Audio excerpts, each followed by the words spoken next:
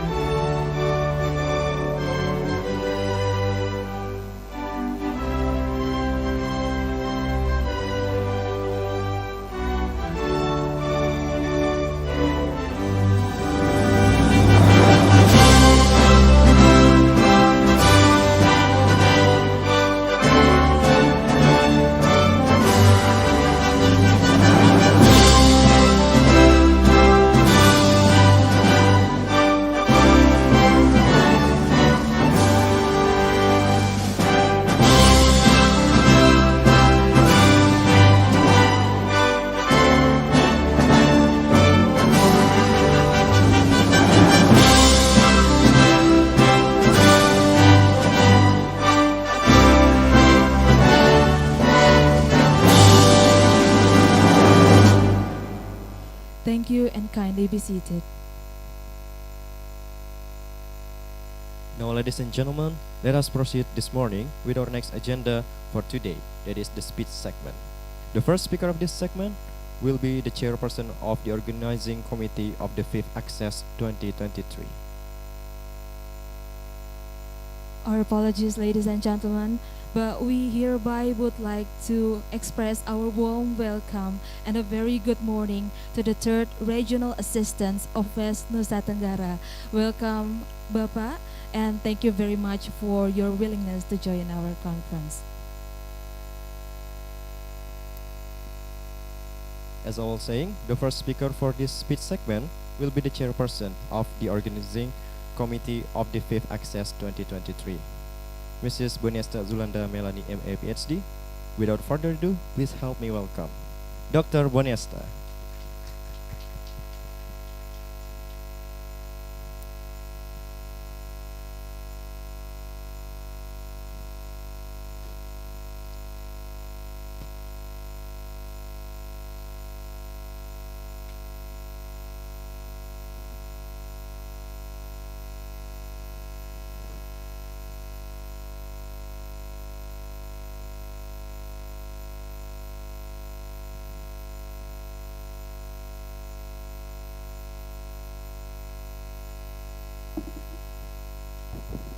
Sorry, a bit nervous here. So good morning. Okay. Assalamualaikum warahmatullahi wabarakatuh. So the Honorable, the Third Assistants of the Regional of the West Nusa Tenggara Province. Good morning.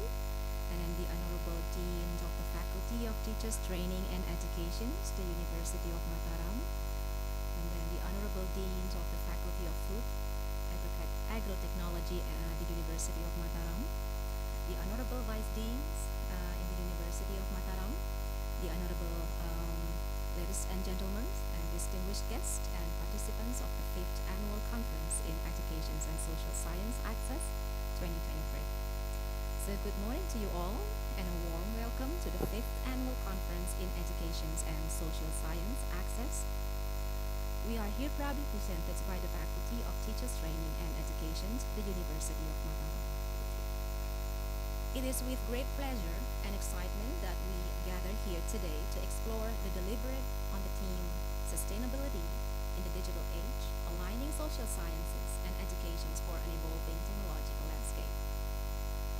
Within this theme, this conference aims to delve into the crucial intersections of sustainability, technology, and education. We are excited to explore how the rapid advancement in technology are shaping our understanding and sustainability and impacting education and social sciences. In the next 2 days, we will be graced by the insights of more than 80 presenters from 7 different countries in 5 different types of presentations.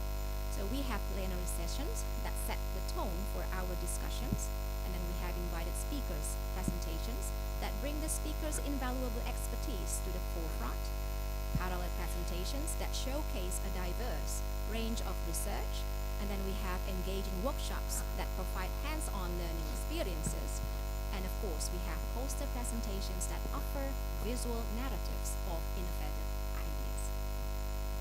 Moreover, we have thoughtfully designed 2 networking activities to enhance the sense of community during this event. Our networking dinner, scheduled this evening, offers an informal platform to foster connections, exchange ideas, and build collaborations. And for those looking to explore the beauty of Lombok Island, our Mandalika tour, an enriching tour of the local area, awaits you.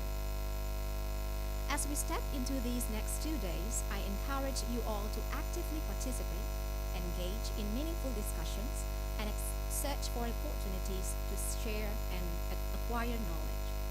So let us harness this power of this gathering to deepen our understanding of sustainability in the digital age, and also collectively redefine education and social science for an evolving technological landscape. So on behalf of the committee, we would like to deliver our deep gratitude to the Rector of the University of Mataram, Professor Bambang Harikusumo, the Dean of the Faculty of Teachers Training and Education University of Mataram, Dr.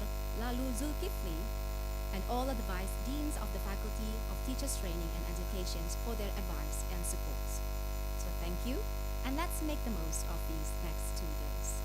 Wassalamualaikum warahmatullahi wabarakatuh.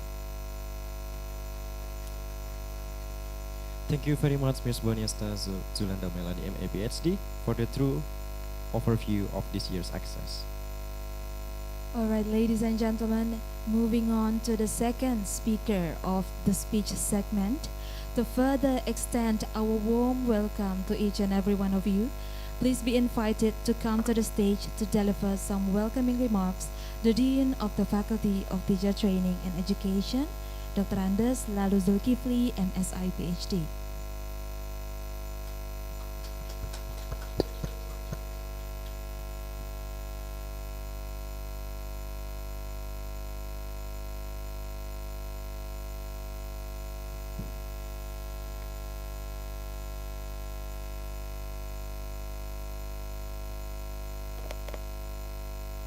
Bismillahirrahmanirrahim.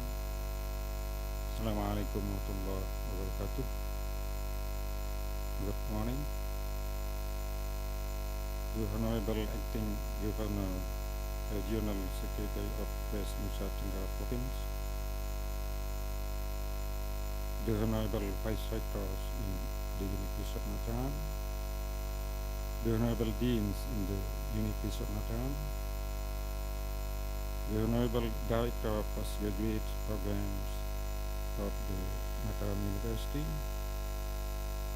the Honorable Chairman of Research and Community Service Institute of the University of Mataram, the Honorable Chairman of Quality Assurance and Education Institute of the Mataram University, and the Honorable keynote speakers and invited speakers from Malaysia, Thailand, Philippines, United States, and also from Australia, Curtin University, and also from Singapore.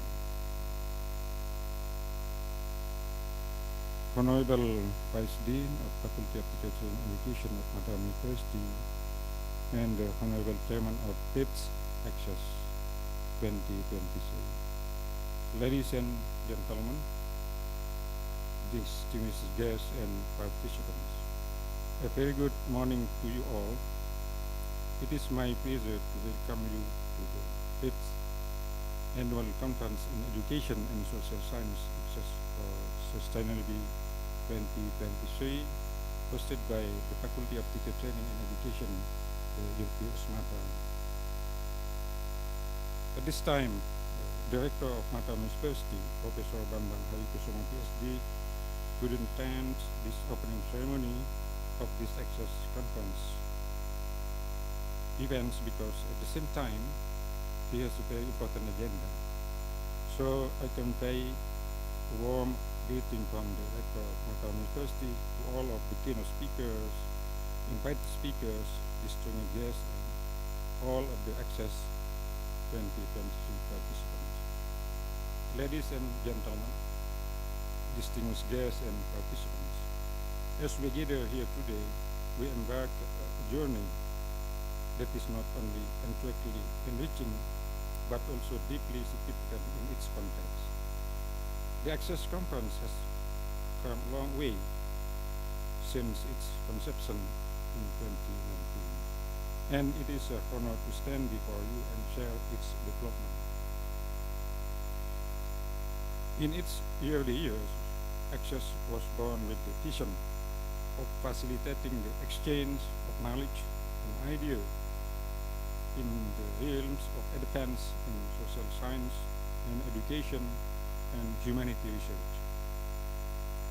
The inaugural conference served as a platform for scholars, educators, researchers to delve into this domain, laying the foundation for the engaging academic discourse that would follow.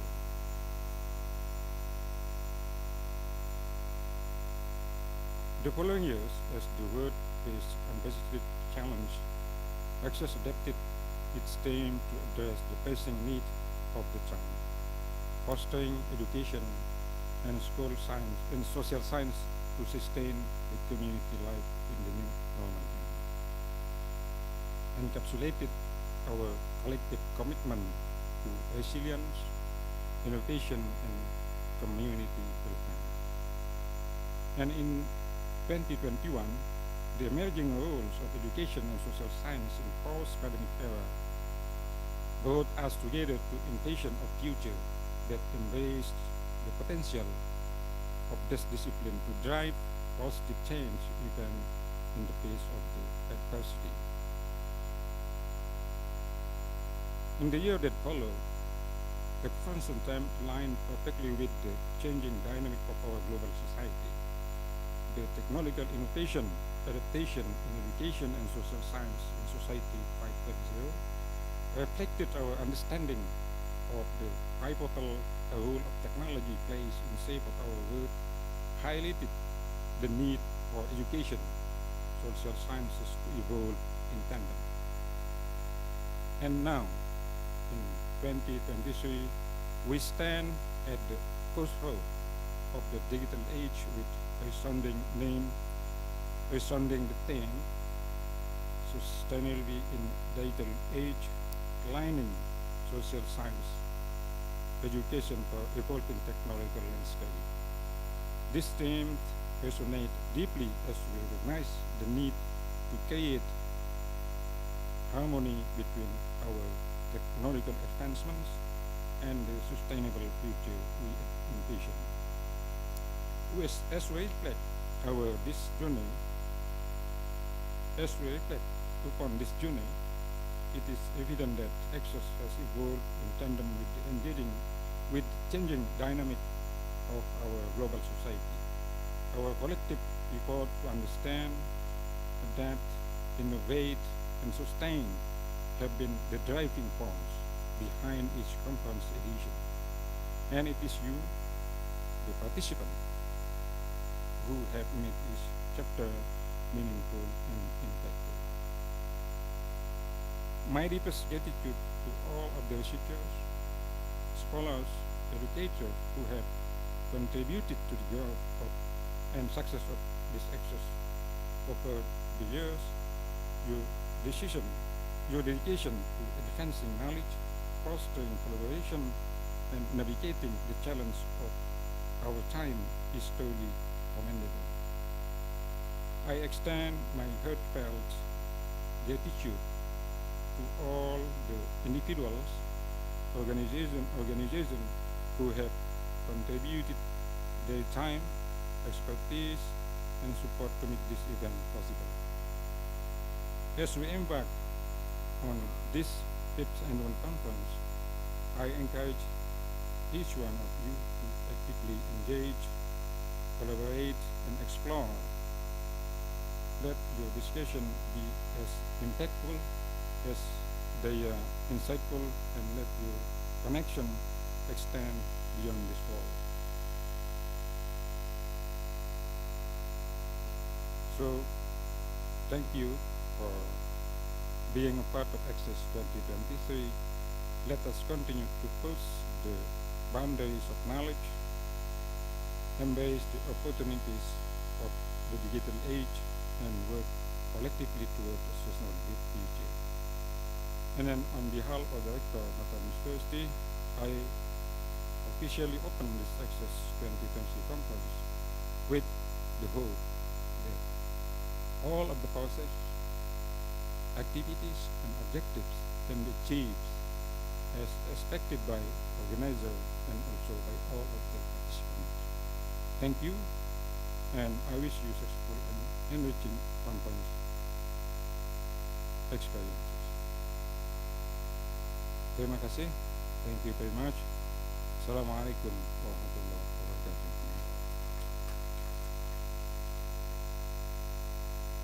Thank you very much, Bapak Dr. Andos Lalu Zulkifli, MSI PhD, for the opening or welcoming remarks.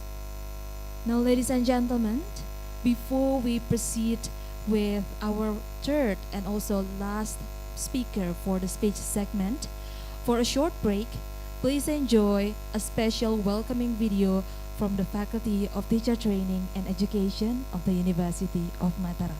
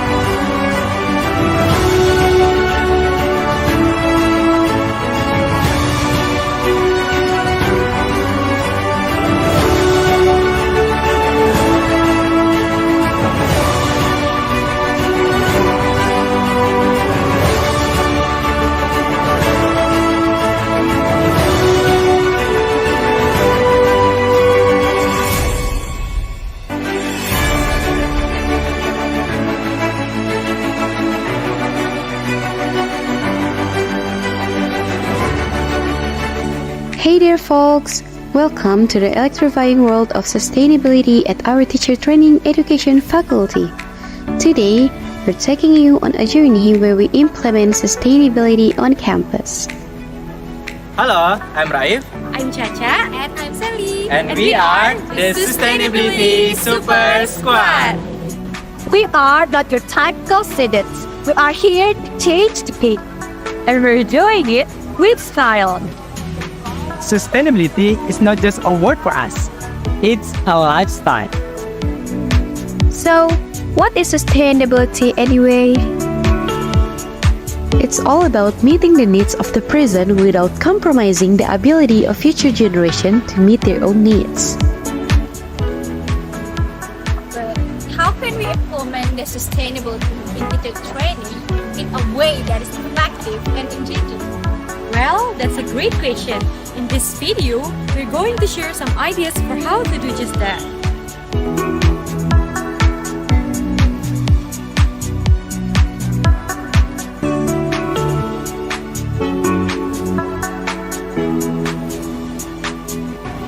Morning guys, morning. Rio, would you like to turn on the lights, please?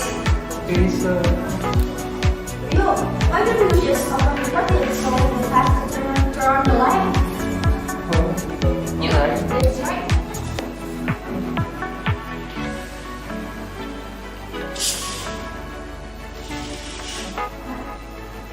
Say goodbye to your everyday classroom lights. We're saving energy one classroom at a time. and it is not just cool, it's eco-cool. But we don't stop there. No, sire. We've got another mission up our sleeves. Paper What's that? No more resting paper on boring exams and assignments. We're in the digital age and we're making it rain in a digital way.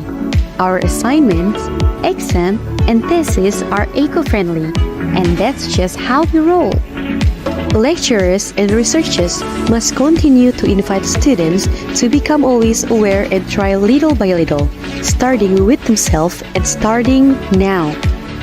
So, we can be nurturing for the global change makers.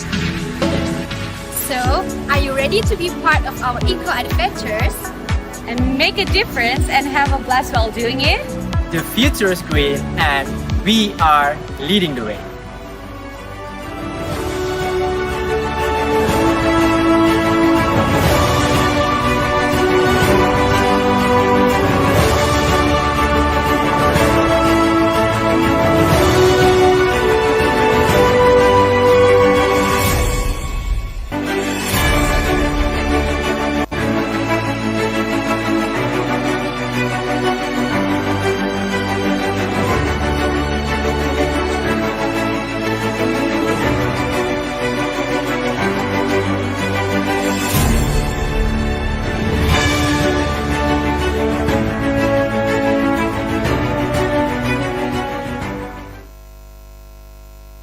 Ladies and gentlemen, please give your huge applause.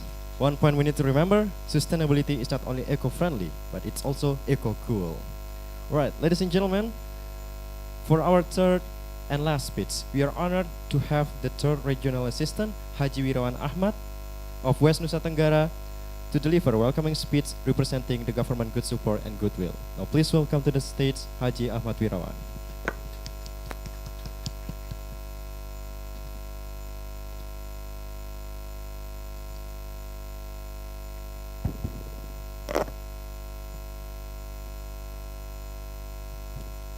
Assalamualaikum warahmatullahi wabarakatuh.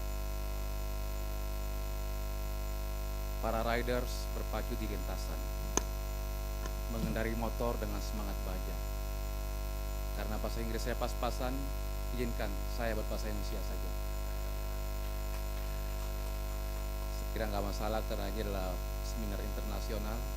Tentu bahasanya tidak hanya bahasa Inggris, bahasa Indonesia pun kita harapkan menjadi bahasa internasional. Pertama-tama marilah kita panjatkan puja-puji syukur kehadirat Allah Subhanahu wa taala yang telah melimpahkan rahmat dan kasih sayangnya sehingga pada pagi hari ini kita bisa menghadiri konferensi internasional seperti yang kita rencanakan. Atas nama pemerintah Provinsi NTB, kami tentu saja menyambut baik dilaksanakannya acara ini. Baru beberapa hari yang lalu ada juga konferensi internasional untuk membicarakan masalah teknik industri, elektro, mesin, kimia yang dilaksanakan kerjasama antara UNS dan juga UNRAM. Dan hari ini kita melaksanakan di sini dan pada saat yang bersamaan juga banyak sekali acara-acara serupa di NTB. Ini menunjukkan bahwa ikhtiar pemerintah Provinsi NTB untuk menjadikan NTB sebagai destinasi utama penyelenggaraan MAES, alhamdulillah sedikit demi sedikit sudah tercapai. Acara seperti ini akan mendatangkan impact yang luar biasa, terutama dalam menggerakkan, menggeliatkan kembali sektor pariwisata yang sempat terpuruk karena dua bencana berturut-turut. Dengan adanya acara ini, maka hotel-hotel kami di NTB akan meningkat okupansinya. Demikian juga tempat-tempat wisata akan ramai dikunjungi oleh turis domestik maupun mancanegara dan juga produk-produk kami akan semakin mendunia. Oleh karena itu, mewakili Pemprov NTB, kami mengucapkan terima kasih kepada UNRAM yang telah memfasilitasi acara ini. Yang kedua, kami ingin menyampaikan permohonan maaf dari Pak Gubernur. Sedianya beliau yang akan hadir di sini, tapi ada acara yang tidak bisa diwakili karena perasaan sama rombongan DPD RI yang dipimpin Pak Fadil Muhammad datang berkunjung ke Provinsi NTB. Mencari benur di gili air, pulang ke kota lewat Senggigi. Karena Pak Gubernur berhalangan hadir, izinkan ASN 3 yang mewakili. Bapak Ibu sekalian, tema kita ada dua kata kunci yang kira-kira saling berkaitan, yaitu keberlanjutan dan teknologi. Jika kita ingin menghubungkan antara keberlanjutan dan teknologi ini adalah, maka kita rumuskan bahwa syarat keberlanjutan itu adalah penguasaan teknologi. Beberapa tahun yang lalu, 30 tahun yang lalu, 40 tahun yang lalu, kita dicemaskan oleh sebuah proyeksi tentang kelangkaan energi, terutama yang berbasis pada energi fosil, yang mengsimulasi bahwa pada 30 tahun ke depan kita akan kekurangan atau bahkan cadangannya habis, sehingga kita tidak bisa lagi berproduksi, terutama yang menggunakan sumber energi fosil. Tapi fakta hari ini ternyata dunia baik-baik saja. Karena ketika ada keterbatasan, maka di situ ada solusi. Maka ditemukanlah energi alternatif atau juga energi terbarukan, energi listrik, energi dari matahari, dari tenaga angin, tenaga air, dan seterusnya. Artinya teknologi membuat kita terus melangkah. Dan kadang-kadang kita salah mempersepsikan bahwa teknologi semata-mata hanya didekati dari sudut teknis ansih. Padahal yang paling berperan tentu saja pendekatan-pendekatan sosial dan juga ekonomi. Pendekatan ilmu sosial mengarahkan kita agar mempersiapkan masyarakat menjadi open mind terhadap perkembangan teknologi. Bagaimana mempersiapkan masyarakat agar adaptif terhadap teknologi, dan juga bagaimana kita memprediksi apa impact yang akan timbul dari perkembangan teknologi. Disitulah ilmu sosial berperan. Sehingga sekali lagi, jika kita berbicara mengenai teknologi, maka kita berbicara tentang sebuah pendekatan multidisiplin. Dan itulah yang dikembangkan di Provinsi NTB. Kami punya Badan Riset Inovasi Daerah yang kami ikhtiarkan untuk menjadi ekosistem, tidak hanya bagi ekosistem inovasi, ekosistem riset, tapi juga ekosistem pengembangan teknologi. Di sana kita berkolaborasi, swasta, masyarakat, pengusaha, perguruan tinggi, media, LSM, semua berkolaborasi sana dalam rangka kita menghadirkan sesuatu yang bermanfaat bagi NTB ke depan. Dan alhamdulillah kerjasama itu sudah mulai menampakkan hasil. Di sisi SDM, tadi saya juga sempat ngomong dengan Ibu dari Malaysia, ternyata diam-diam kita sudah menjalin koneksi. Kita sudah kirimkan sekian puluh mahasiswa ke Malaysia untuk belajar sains, teknologi, engineering, social science, dan seterusnya. Kita juga berkolaborasi dengan institusi perguruan tinggi untuk mengembangkan riset-riset, tidak hanya riset sains, tapi juga ilmu sosial dan seterusnya. Kita punya program inkubasi, kolaborasi juga dengan perguruan tinggi, dengan swasta, dan juga dengan anak-anak muda yang mengembangkan startup. Inilah model pengembangan atau model pembangunan yang akan kita lakukan ke depannya. Kita ingin seminar-seminar seperti ini akan lebih banyak di NTB, sehingga kita punya resource yang cukup untuk mengambil kebijakan yang berbasis sains, berbasis evidence, dan juga berbasis scientific riset. Nah, kiranya itu yang bisa kami sampaikan, dan sekali lagi kami ucapkan apresiasi, dan semoga akan banyak acara-acara seperti ini dilakukan di NTB ke depannya. Dibuka, Ibu? Oke. Ya, kita tutup dengan pantun. Tadi kita buka dengan pantun. Tanjung An pantainya bersih, pengunjung yang datang berpasang-pasangan. Sekian dan terima kasih. Lebih kurangnya mohon dimaafkan. Wallahul muwaffiq ila aqwamit thoriq. Assalamualaikum warahmatullahi wabarakatuh. Waalaikumsalam warahmatullahi wabarakatuh. Thank you Haji Wiran Ahmad for your welcoming speech and the good support for sustainable development in West Nusa Tenggara Province.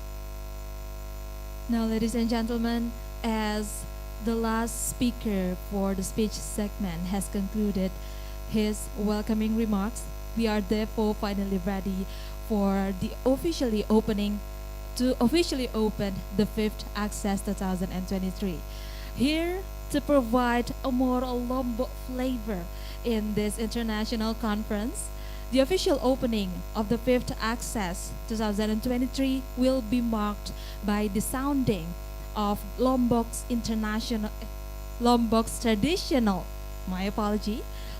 traditional musical instrument, gendang belek.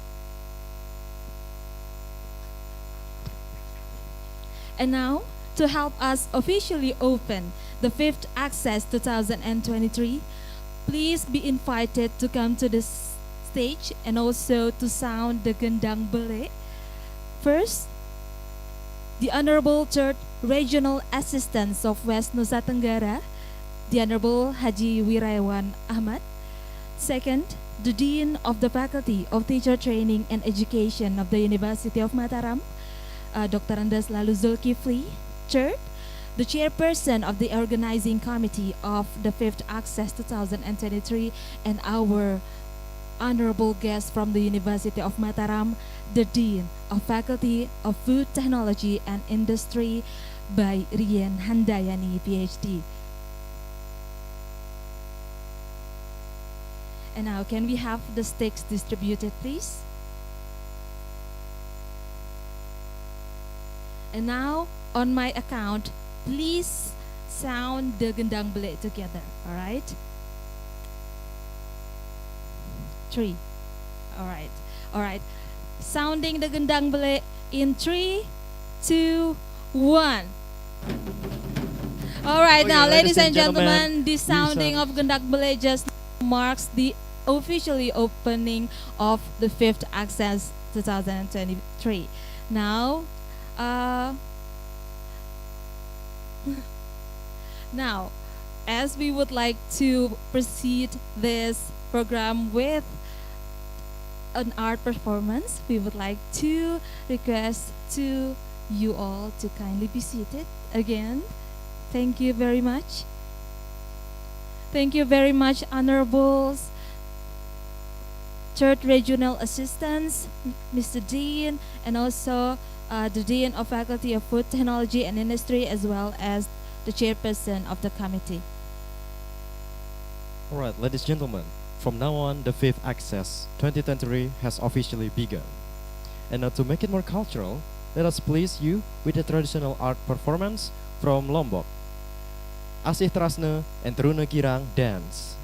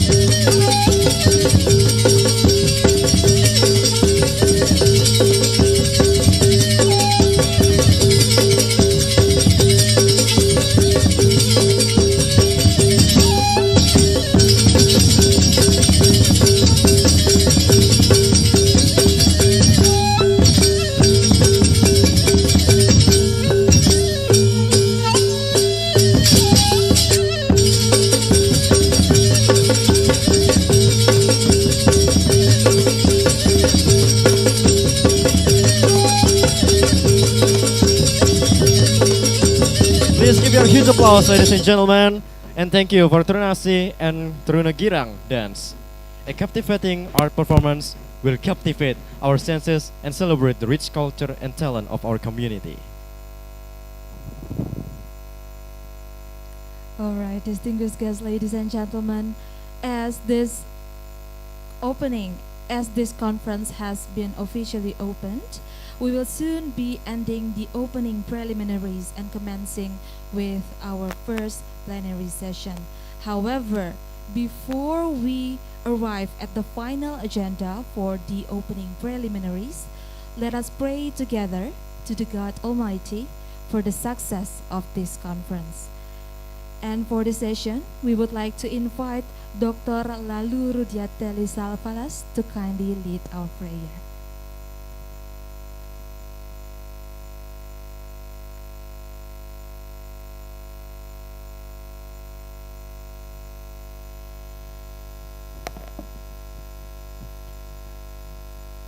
Good morning, ladies and gentlemen. Assalamualaikum warahmatullahi wabarakatuh.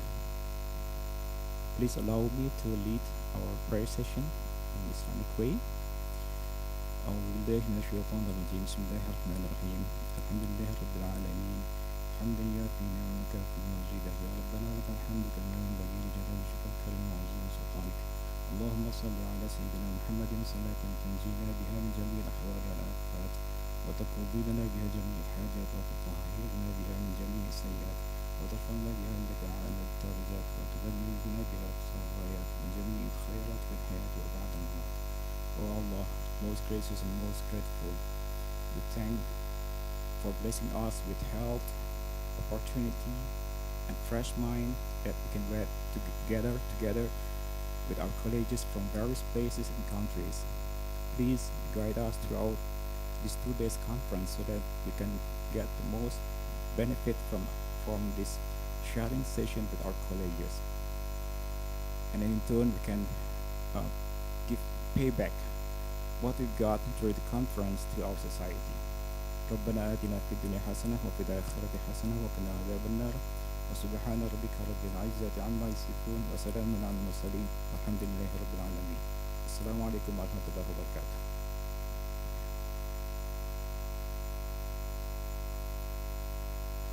Thank you very much, Dr. Lalu Rudiateli, for leading our prayer for this morning. Ladies and gentlemen, finally, closing the opening preliminaries, we would like to invite and welcome some of the guests who have joined us today in this place to come forward and remain on the stage for 3 different photo sessions. For our first photo session, please be invited to come to the front of the stage facing the participant, the 3rd Regional Secretary of West Nusa Tenggara Province, the Dean of FKIP University of Mataram, Dr. Andaslalu Zulkifli, MSc PhD, the Chairperson of the Organizing Committee of the 5th ACcESS 2023, Mrs. Bonesta Zulanda Melanie, MA PhD, the distinguished keynote speakers, Associate Prof. Dr. Rekha Kol and Dr. Maslawati Muhammad, the distinguished invited speakers, Deans and Vice Deans of University of Mataram, and the heads of Department of University of Mataram.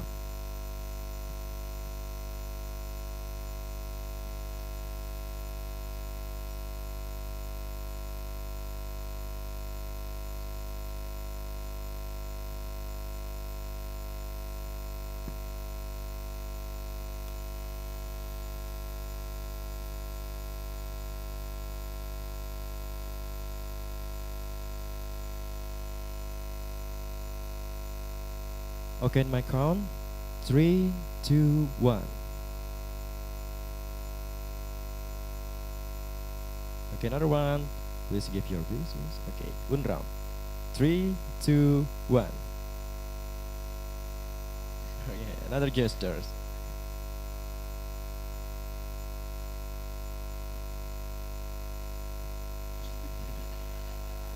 Don't forget the logo of our conference.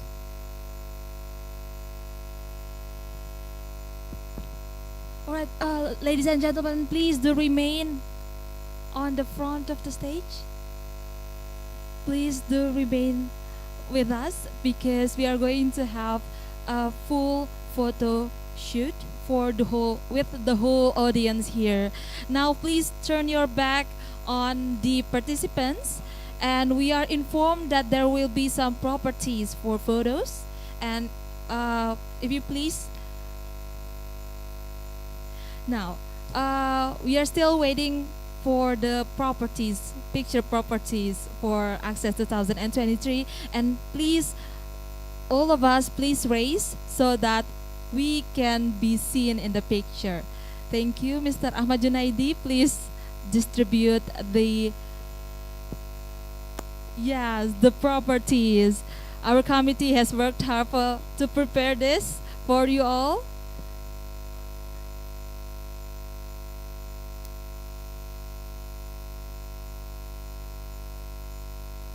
All right.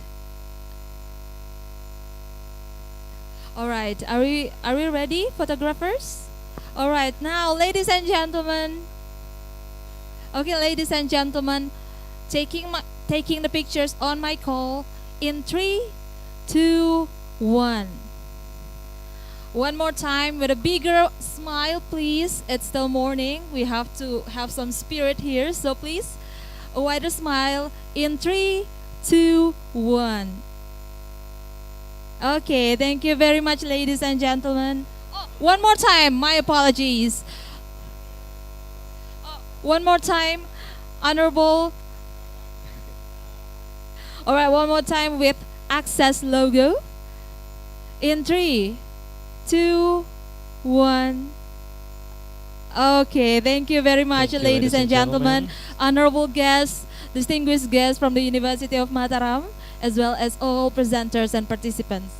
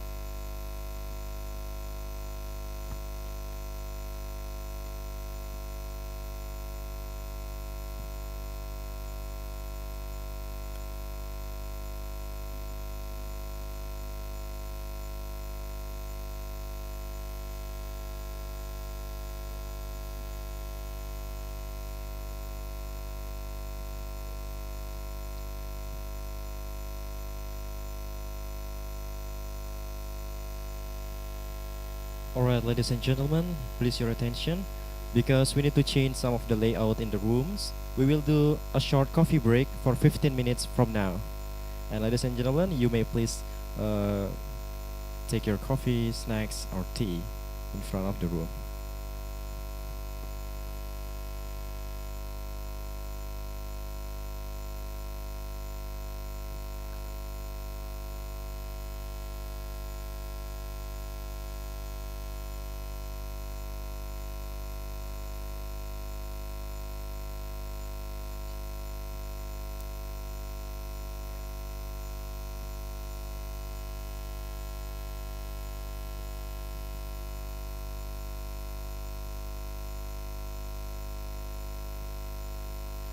Alright, ladies and gentlemen, once again, we would like to inform you that due to a slight change in the layout of the room, we would like to welcome you to taste the snacks and also the coffee and tea provided by the hotel.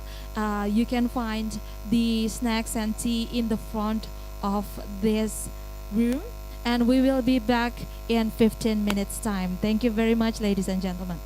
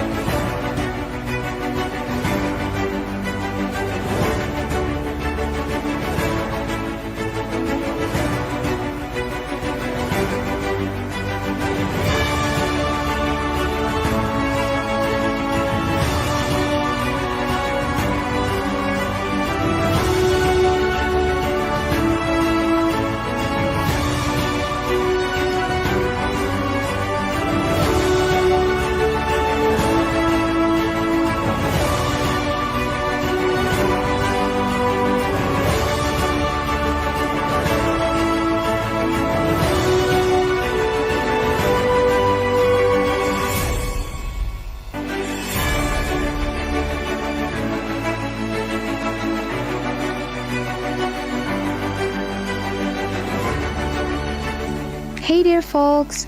Welcome to the electrifying world of sustainability at our teacher training education faculty.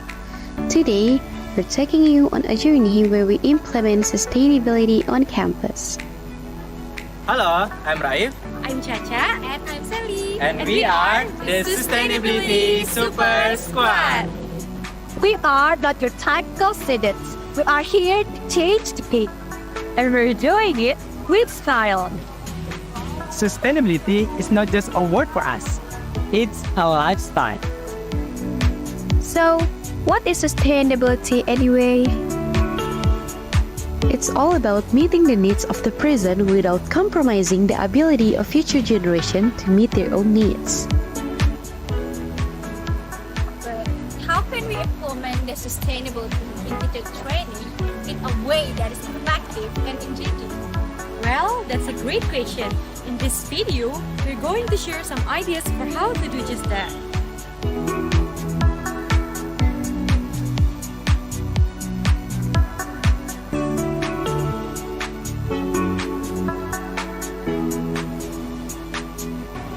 Morning guys, morning. Rio, would you like to turn on the lights, please?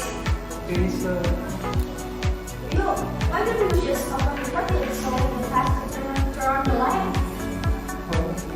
That's right.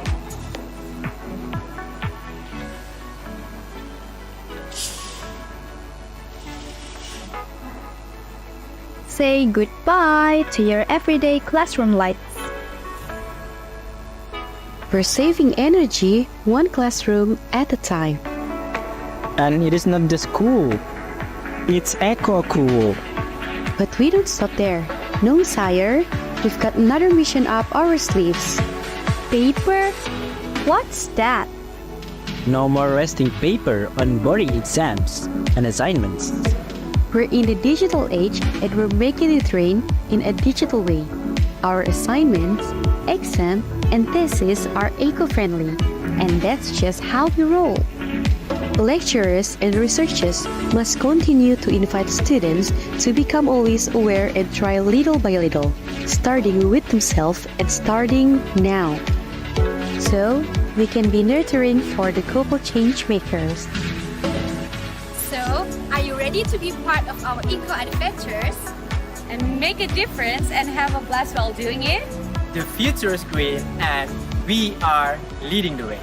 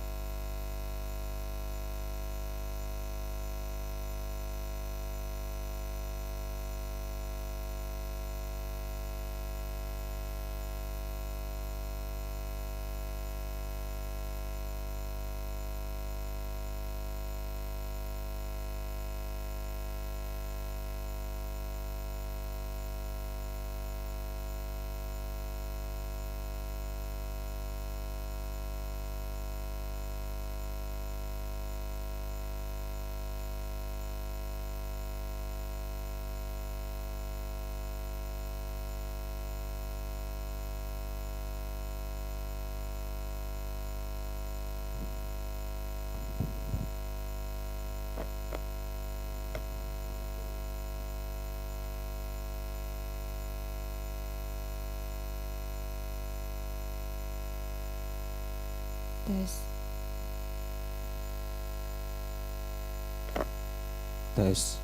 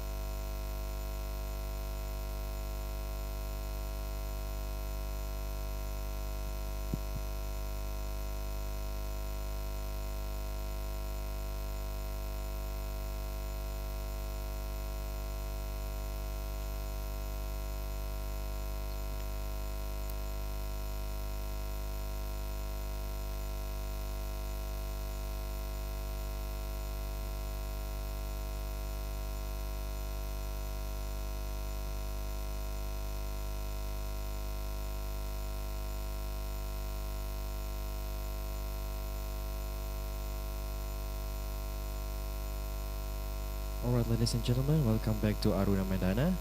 And now, distinguished excellencies, honorables, speakers, presenters, and participants, we have finally gone through all of our preliminary agendas. And we are now commencing with our main program. As a reference today, we are going to have two plenary sessions. The first one is parallel session, and another one is poster presentation. The plenary session will be started in a moment, while the parallel session after lunch and prayer at around 12:30 p.m. For our first plenary session of the day, we are going to listen to two of our eminent keynote speakers. First one is Associate Professor Reka Cole from Curtin University, Australia. And the second one is Dato Habibah Abdul Rahim, the Director of Southeast Asian Minister of Education Organization, Thailand. Now, to moderate this session, I would like to welcome our eminent moderator. Please be invited to come to the stage, Mr. Ahmad Junaidi, PhD.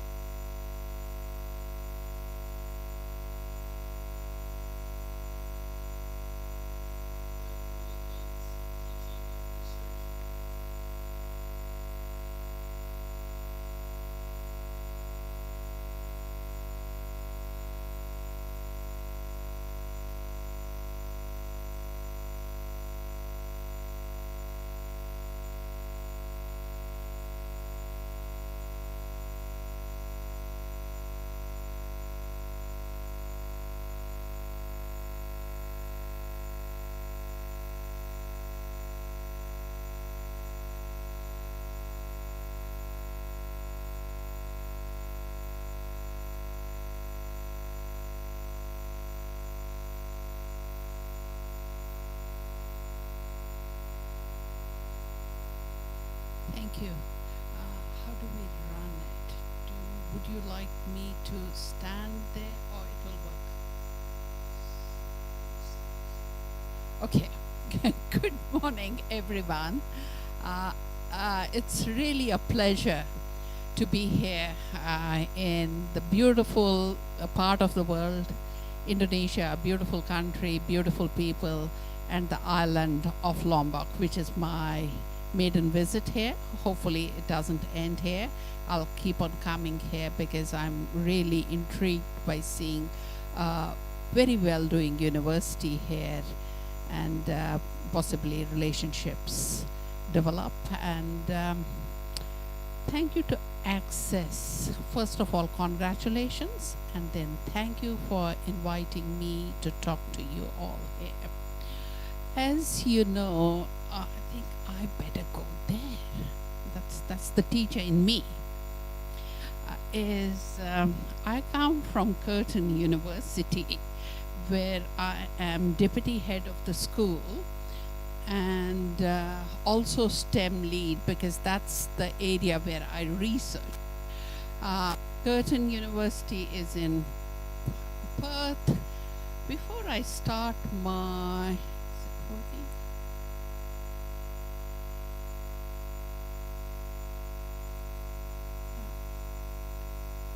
it's work. I start with my acknowledgements. I acknowledge the people of this island which I started, acknowledge the land, the Noongar land of the Wojak nation, which is the Perth area where our university is, because I personally feel whosoever has given us a space to live, and right now Australian Indigenous, it is seen as second spring, which is spring, color of spring, and you can see me wearing, that's why I dressed myself to the occasion. And then I come from Kashmir. How many of you have heard of Kashmir? I was born and brought up in Kashmir, and Australia is, or Perth is, an adopted country for me. So I always take multiple identities with me, and I am sure, keeping the diversity of Indonesia in view, a lot of you would have migrated to Lombok from some other part of Indonesia. So we are always complex people. We enter any new situation as complex people, and so does happen in the educational fields. And how do we handle it? Where do we learn?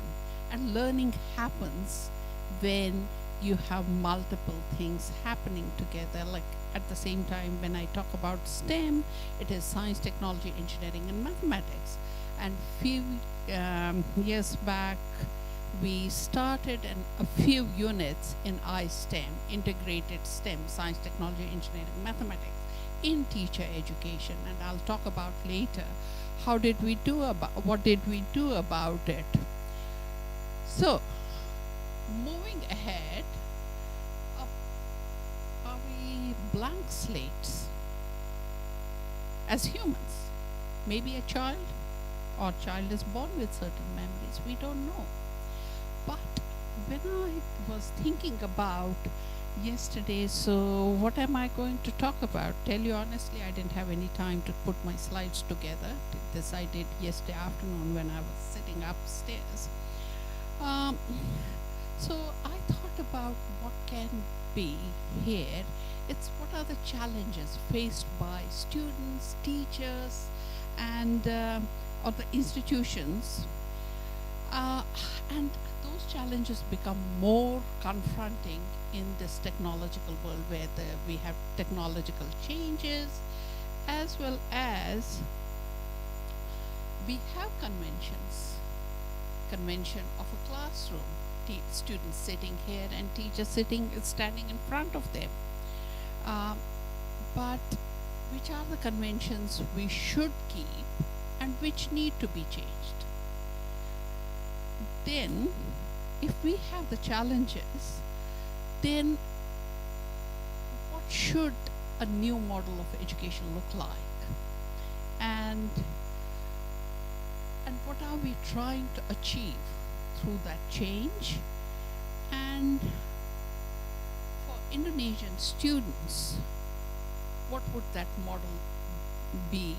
And who will be the main stakeholders? Students, teachers, politicians, policymakers would come first, and then the politicians. Last week I was in a panel discussion and about a different country, and we had two people from the same country, one being a government employee. She was all the time talking about the policies, and all policies in that country are excellent.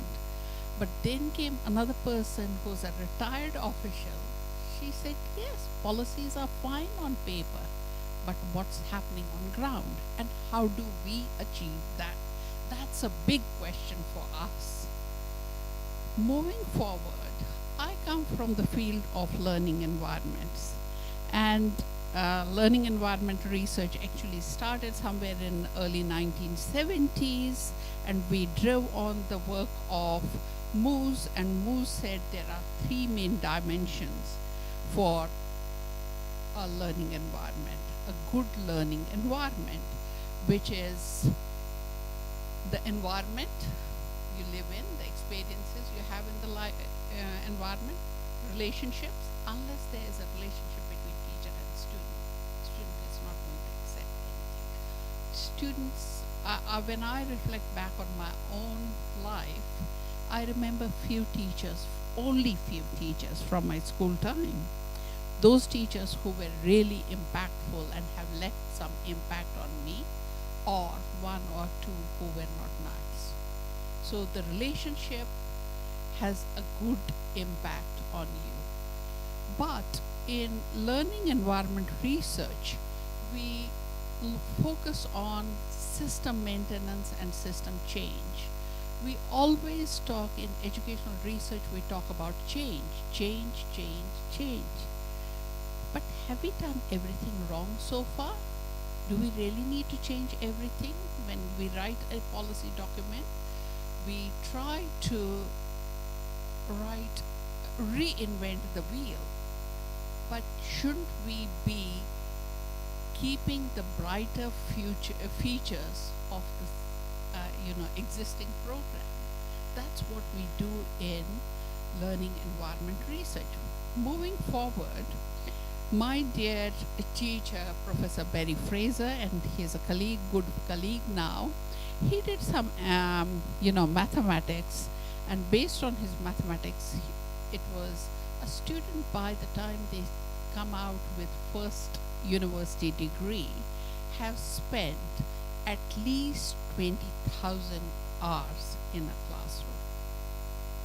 So I'm here talking about the experience of the students, because as educationists, we focus on outcomes.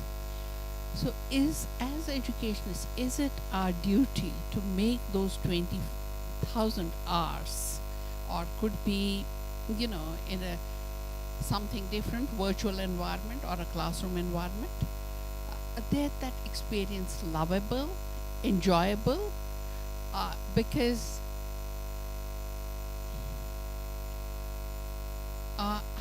and how important it's a significant time of their formative years. So how do we make that experience positive? Moving on, our research, learning environment research, has shown that it's not a waste of time if we focus on the experience or the improving learning environments, making learning environments positive. There is a direct correlation between positive learning environments and student achievement. And again, that achievement can be redefined or needs to be redefined what that achievement can be.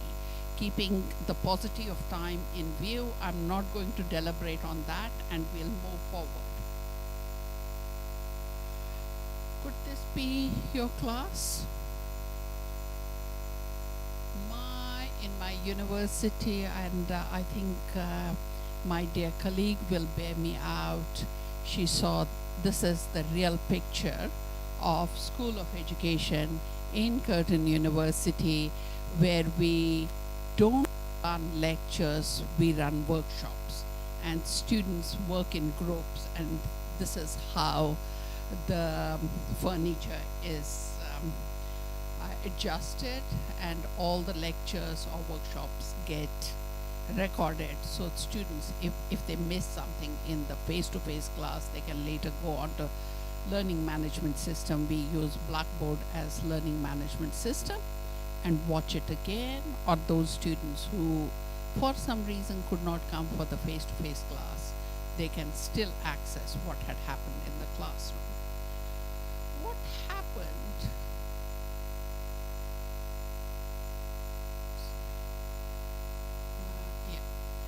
During COVID, lots of things changed. And possibly in many countries, and including Australia, you may think it's a rich country. There were families, many children were left behind. A family having 3 to 4 children had only one computer, and child had to either study on a mobile phone or didn't have access to any equipment. So our learning environments changed. They drastically changed. You have better internet connectivity here than the rural and regional areas in Australia have. So lots of things changed, and COVID really taught us many things. So what happened? So I'm thinking, although we are going into this technological world and we do have some good baggage with us, shouldn't we be looking at a bridge instead of having something new, a bridge which will take the good from the past and whatever is changing in the world, and we come up with the best possible solution for our students who are our focus and who are the citizens of tomorrow. So again, coming from educational point of view, coming from a teacher training program, when we started teaching, most teaching pedagogy was focused on cognitive approach, saying that students are empty vessels and teacher comes in and gives the gift of knowledge to students, or use it in a crude language, pours the knowledge in their heads. Okay. Then sometime in 1970s, we progressed to constructive approach, where it was that all students enter a classroom with some background information, with their own experiences, and they construct knowledge of the content being taught in different ways. So a classroom of 50 students, when they are taught by same teacher in one classroom, when they leave the classroom, everyone leaves with their own understanding. That did make sense, and followed by the virtual approach, where we are teaching mostly virtually, and possibly talked about what didn't work in cognitive. That's what we are talking right now. Cognitivism didn't work, constructivism, we have been taken over by the virtual approach, and we need to adopt it. Yes, we need to adopt it, but what has happened in the past? These are some of the words which was about when you are running a class through a cognitivist approach. These are the features. But which of these are not present in constructivism, like prior knowledge? Constructivism is based on prior knowledge. Communication. The skills need by students today, 21st century skills or transversal competencies, communication is one of the major skills. Multimodal. Keeping in view we are going virtual, we have books also, we talk as well, so we are multimodal all the time. Engaging. If teaching is not engaging, what do we do? So this came into constructivism. Tell me aren't these features of virtual world, the virtual teaching? So there are features coming from cognitivist approach into the constructivism and then moving into the virtual. So what needs changing and what needs keeping? We need to think critically about it and retain the good and move on. I would keep all four of them and then move on to the next thing. So what do we need to change? There has to be a paradigm shift in perceiving education. They do come. And yes, all I would say, the world has become very, very diverse. When I talk about Indonesia, I see Indonesia as a diverse community. Like from a distance, it looks similar, it looks uniform, but closer I come to Indonesia, I've been coming to Indonesia for last at least 15 years now, and working closely with academics, I see that it's a very, very diverse community.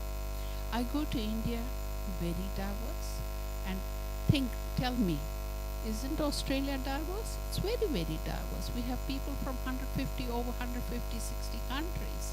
So every child, classroom may be uniform, but their home environment is very, very diverse. So we do need to cater to the diversity. I started my talk with what's happening in indigenous cultures, but Australia doesn't have one indigenous group. I'm running a STEM project for indigenous students in one of the high schools. Guess what?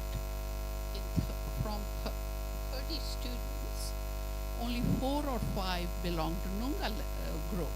Others were from other groups around the country or around the state.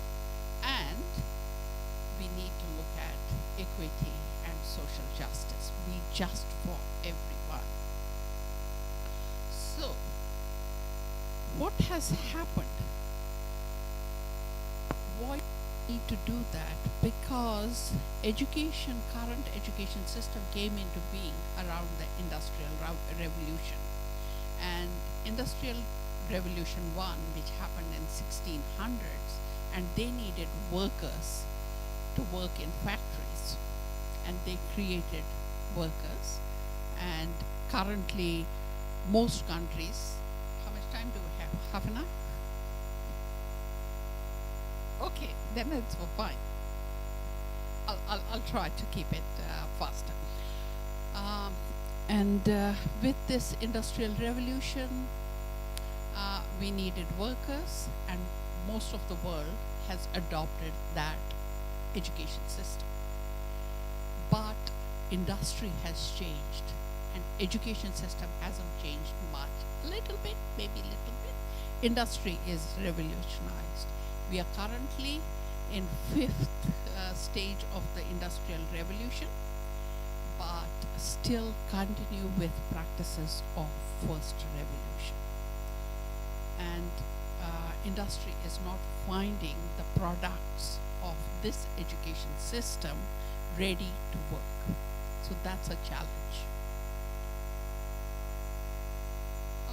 This slide I have adopted from an academic from Malaysia, but you can see what happened in first industrial revolution and where we are right now in 5th, where we need our education system to be personalized.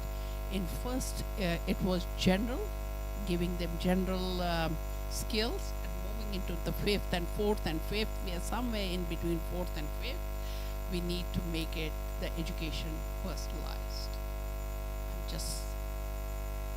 So giving the background is in 16th century when industrial revolution happened, what happened, and the practices we are still keeping all students in year 1, you have to be there for 1 year and then meet the learning outcomes and move to year 2.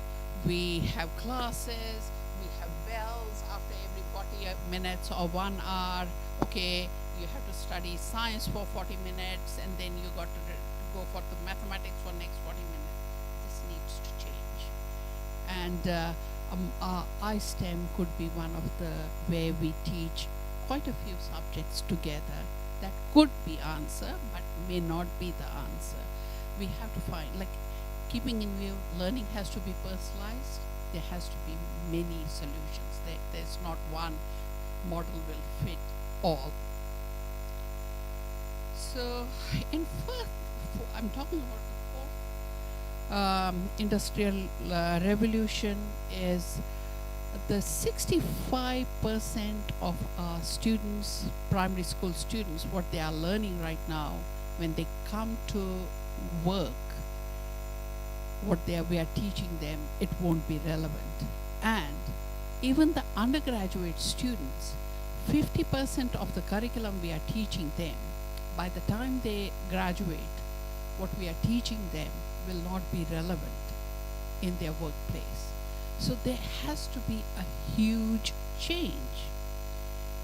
Did I talk about? Yeah, this is what OECD has come up with, is the demand of time in this changing world are quite complex, and we have to be with it to cater to the need of the society. So what is, okay, let me ask, what there's a definition for personalized is learning or personalized learning, what it is. We give those activities to students and they make their own sense. It has 3 main features, and students make sense of the learning they do, and it can progress from one to another, and they can have access to their personalized learning through technological tools which are available to us, and to the end I said the faculty learning management system. Now, coming from the technology to the next is artificial intelligence. Late last year we had this insurgence of ChatGPT, and earlier in this year when university opened, there was lot of noise about if students use ChatGPT for writing their assignments. I'm told that people are using ChatGPT for developing their own PowerPoints, writing grant applications. So what do we do? How do we, there is no technology till now which will identify it. Then Turnitin came, because in our university we use Turnitin, and Turnitin said that it can identify ChatGPT. No, it doesn't. We had to dump it. Initially, university gave us a dictum, yes, Turnitin will identify, it doesn't. So there could be many academics saying that ChatGPT, we know the impact of artificial intelligence on education, but we haven't realized it yet. We know artificial intelligence is going to stay and it will improve, and we will have to improve. We will have to use AI for learning and assessments as well. So every assessments will need changing. They need to be personalized. Otherwise, we don't know what we are doing. Moving ahead, so what I did like this concept of, this is a concept of Japanese, igali, is what are you passionate about? What are you learning? And how are you making sense of it? I think if we use it as a theoretical framework, it's a old Japanese wisdom. Will this work? Based on this, I developed iSTEM unit where we focused on collaboration, communication, critical thinking, and creativity in students. And what did we do? We looked at the features of 21st century, what it should have, and also drove on the United Nations development goals and put them in 5 different pockets, which goal is for people, planet, partnerships, and prosperity. And our university, Curtin University, has their own working is around people, planet, and partnerships. Put every goal in the, where they belong, and thought of capturing the learning. So we developed a unit on iSTEM, keeping in view I'm a science educator, so we focused on problem-based learning and used design thinking. Every student in the class was asked think about a sustainability problem in your area, and they had to go through the stages of design thinking, 5 stages of design thinking, and find a solution for this. And we have been using this criteria for many different programs. I can talk about them later when we, which are the programs. Empathy stage, it takes the longest time because they have to find a problem, empathize with it, and have some evidence. Is this really a problem? And what did our students? One of them looked at the problem, used Google Earth, looking at the problem, did a survey, and found evidence of this issue. Then they had to define the problem. What's the definition? And they came up with the definition. Again, built a video around it.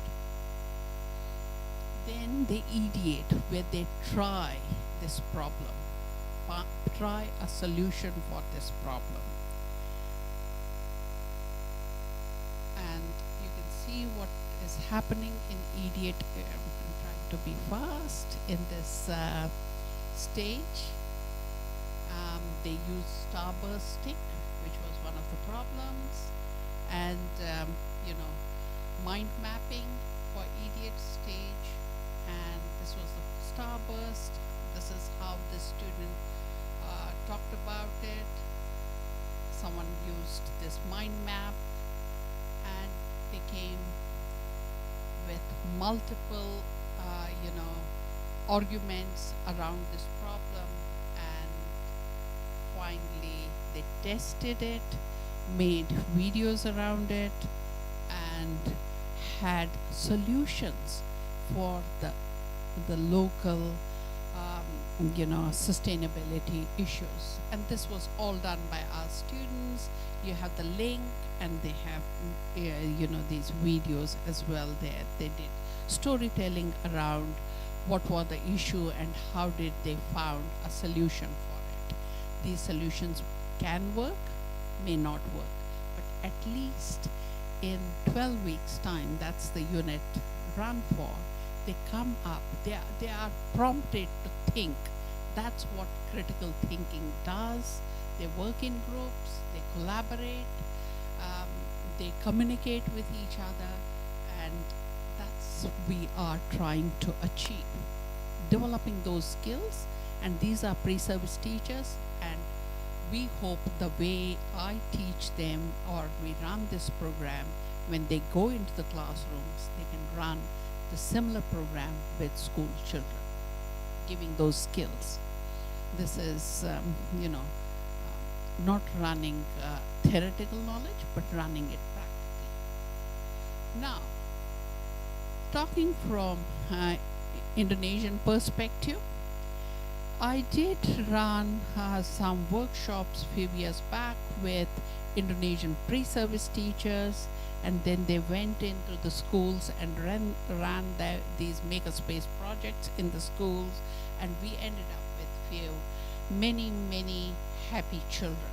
And it was, they were not given any instructions, they were given a set of equipments and a model, come on, build it, and then explain where is science in this, where did you use mathematics, where is technology, and we have published around it, which I'm not going in that direction today, but it was a very successful project.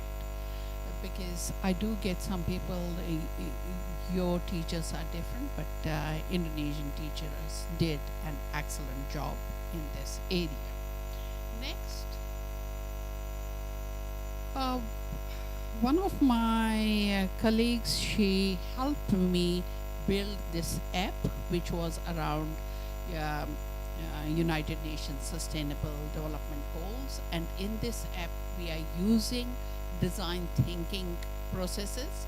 Every student is given access.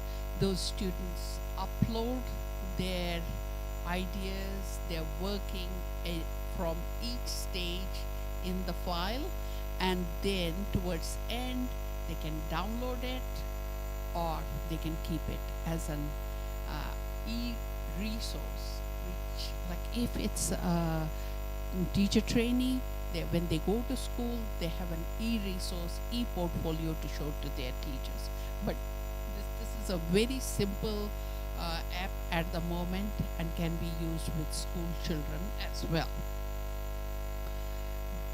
These are the stages there.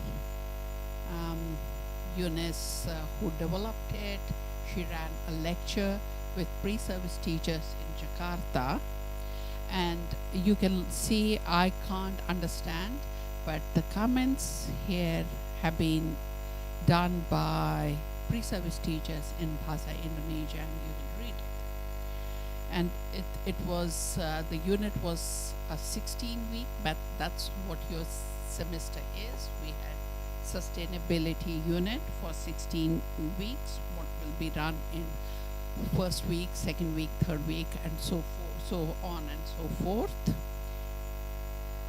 And some very happy pre-service teachers. It was not easy, it was messy. We made some very unhappy students in the beginning, but sustained because they were taken into a very difficult learning zone.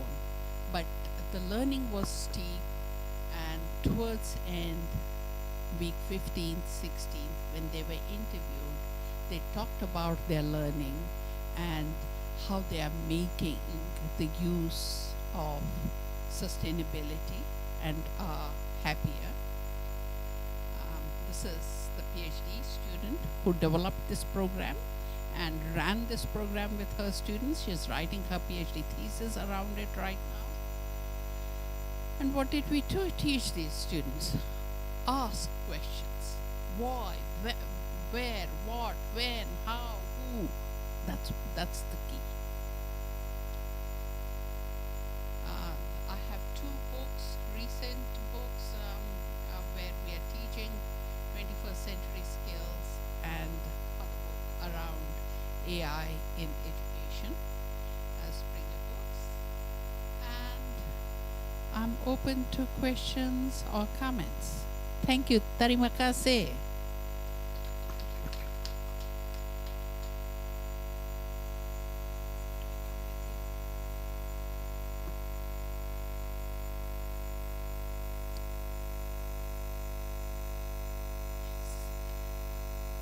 Good 15.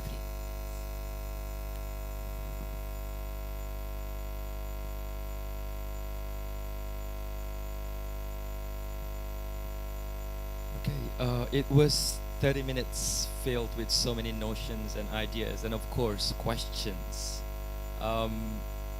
Dr. Reka, it's indeed, like you said in the bio, that you want to bring the positive change into the transformation that we desire as a society. Um, it's a conversation about change, and I said conversation, I really mean conversation. Now we have enough time to have the conversation, whether we desire the change and what do we want to do to what do we do to decide which change are we going to keep and which change are we going to maybe slow down a little bit.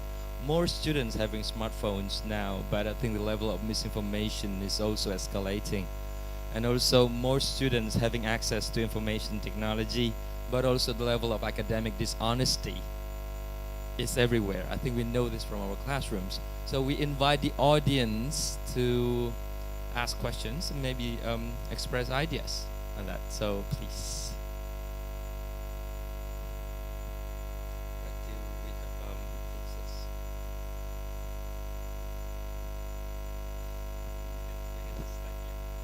Right. I will just start with me, Dr. Eka. I have a question. So in Indonesia, I think we can agree that there is a contextual difference between what in your context, and I think you have also experiences in working with, I'm sorry to say this word, the third world countries. Do you think that the level of our the speed in responding to the change it's different, right? And also when we see the negative ramification of this change, we mitigate it in different ways. Would you please comment on that? Your experience in Australia as a more, I would say, advanced society in the middle of its diversity. So would you please shed a light on how do we do about it? This is not a million, I should say $1 trillion question. Because because I do travel around quite a lot and in many countries, and as my passion, I look at the education system there and what's happening.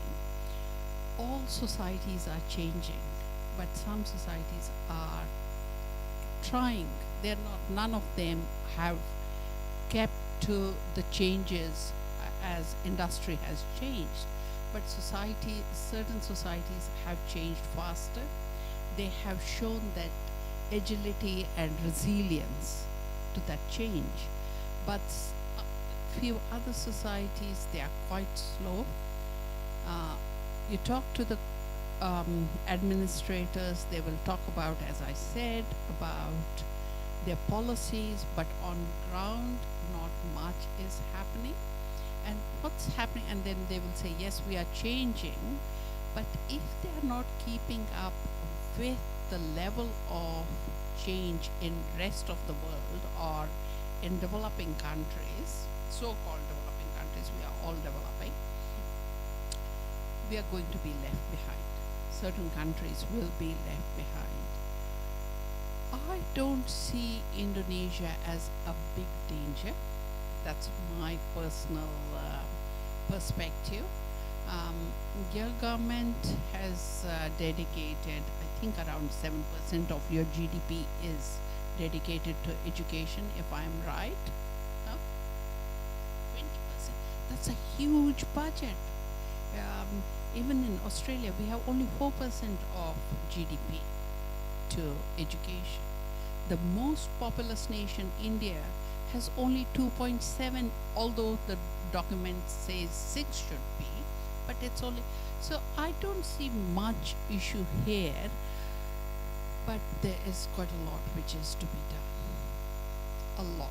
We don't have to get complacent, and yes, we are working in the right direction. We could be working in the right direction, but we have to keep up with the times, and if we don't do that, we will be left behind, right? Thank you very much, Dr. Eka. I just want to say something from the article about that 20%.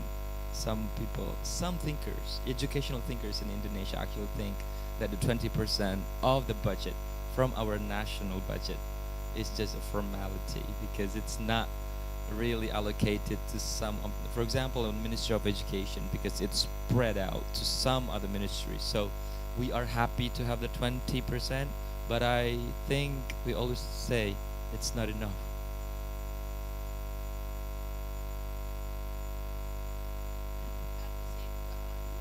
There's always room for improvement, and at the same time, just before this morning I was talking, there's also lots of private providers which are coming into the game right now worldwide. We may have to take that also into account, what they are doing and how they are contributing. We know, we do say that these private providers are there for their own gain, but at the same time they are providing education, they are making that positive contribution to the society. But again, as I talked about my student Ella's experiment during one semester last year, this was second semester 2 in 2022, her students really struggled. They struggle because they are used to didactic way of teaching, and when they were given freedom, we all as humans, we strive for freedom, but they didn't know how to make sense of freedom. They had not experienced freedom in classrooms. So since they had not experienced that, they, as I told you, it became messy at one point, but we had to keep on reinforcing. From Australia, I would come virtually into the classroom, talk to them and say, and what is to be done. Ella, a local teacher, was not equipped enough. She has been a lecturer in higher education for around 10 years, but it was very difficult for her. But now she is trained, and she has trained 2 classes, which is around 64 students. And I'm confident these 64 students, when they go into their classroom, they will take a bit of personalized learning with them. They will know how to set up personalized learning activities for their students. And I would want that these 64 teach some other teachers in the school, and that's what the multiplier effect is. Thank you. This room is very intimate, and even what is here. I invite you again if you have comments. So we have our Mr. Dean there.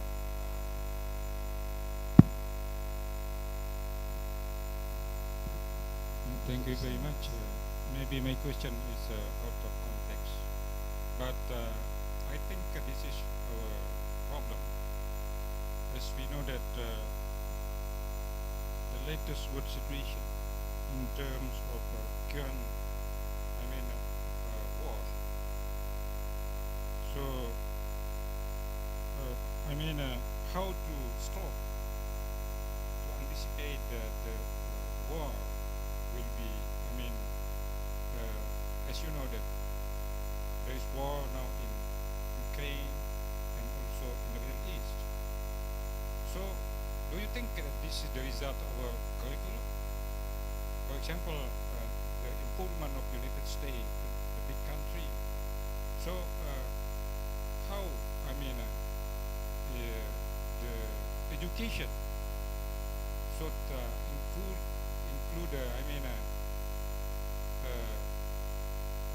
in the curriculum that think about the war, how to stop the war. Because we know that education is one of the most important tools to stop the dangers of our humankind problem. So I just want to know what's your opinion. Okay, so this is our big problem. So we have to relate this in terms of education. Thank you very much. I totally agree with you. As humans, we started as hunter-gatherers. We think that we have evolved, we have become civilized, but we are not evolved enough to call us good humans. The world has been in flux and is still in flux. The emotion of vengeance and retribution still continues, and it's really sad to see. It makes me cry what our brethren in Palestine are going through right now. It should not have happened. And the sad bit is, it's not people like you and I, it's the politicians, world politicians, who are quiet. If they, for their selfish benefits, if they are quiet, this is going to happen. Because we are living in a materialistic society. We are focusing on gains. And when I talked about empathize, what is a world problem?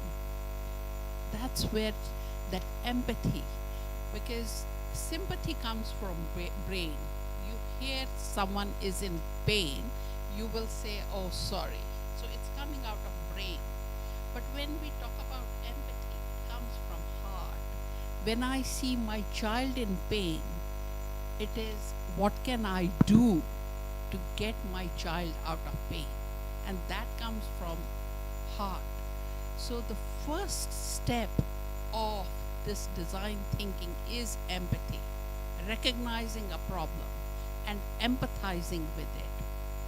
And I don't see it as a problem, especially with context of war, common people. I have seen, Jews in Israel talking against it. I have seen Jews in US talking against it.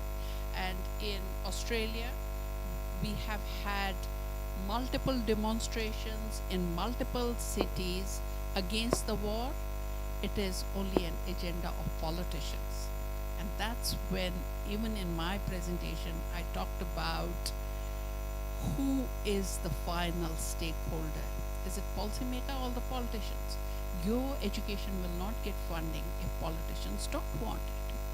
They will, siphon it. Even if 20% is assigned, it will be siphoned off to some other thing. So develop that empathy in politicians. That's my only answer. I know we are in flux right now. Thank you. Sorry, I can't do anything about it.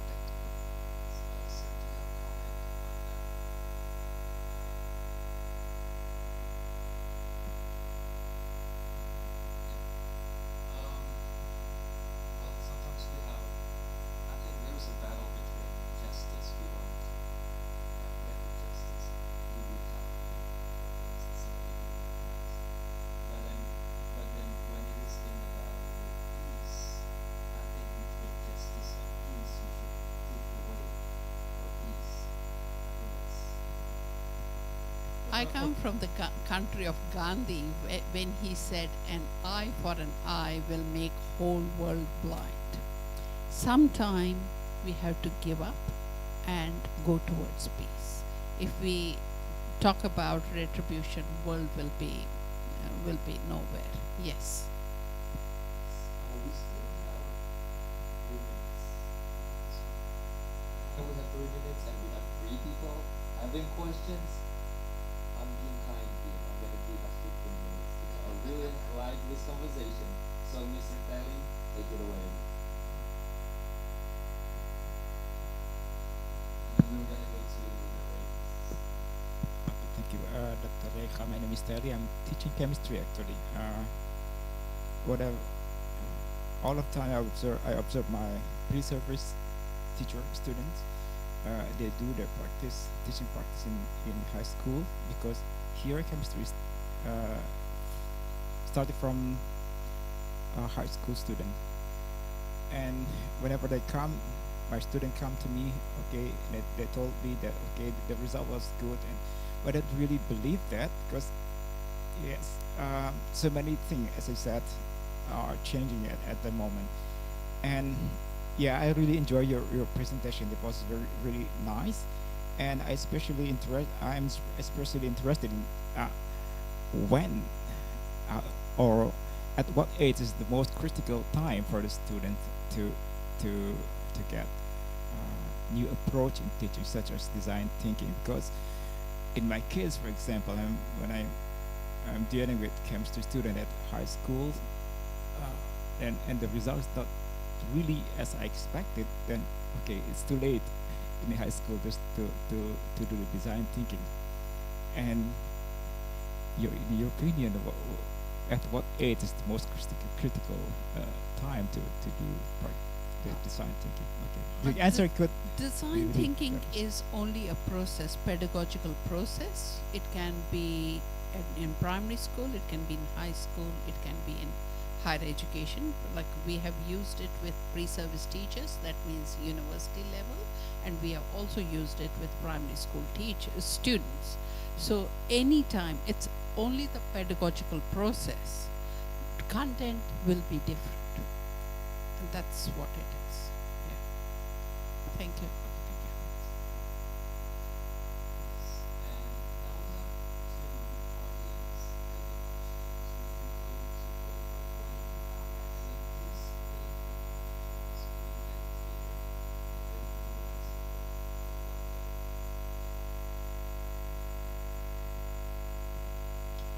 Thank you for the chance. I'm a teacher. I'm an English teacher myself, ma'am.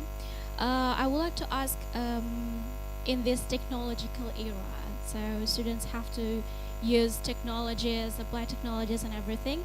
So my questions is, what are the skills that students should possess, should have, in order to not just use the technology, but to utilize it? If that okay, that's my questions. Thank you so much. Yes, the second question also.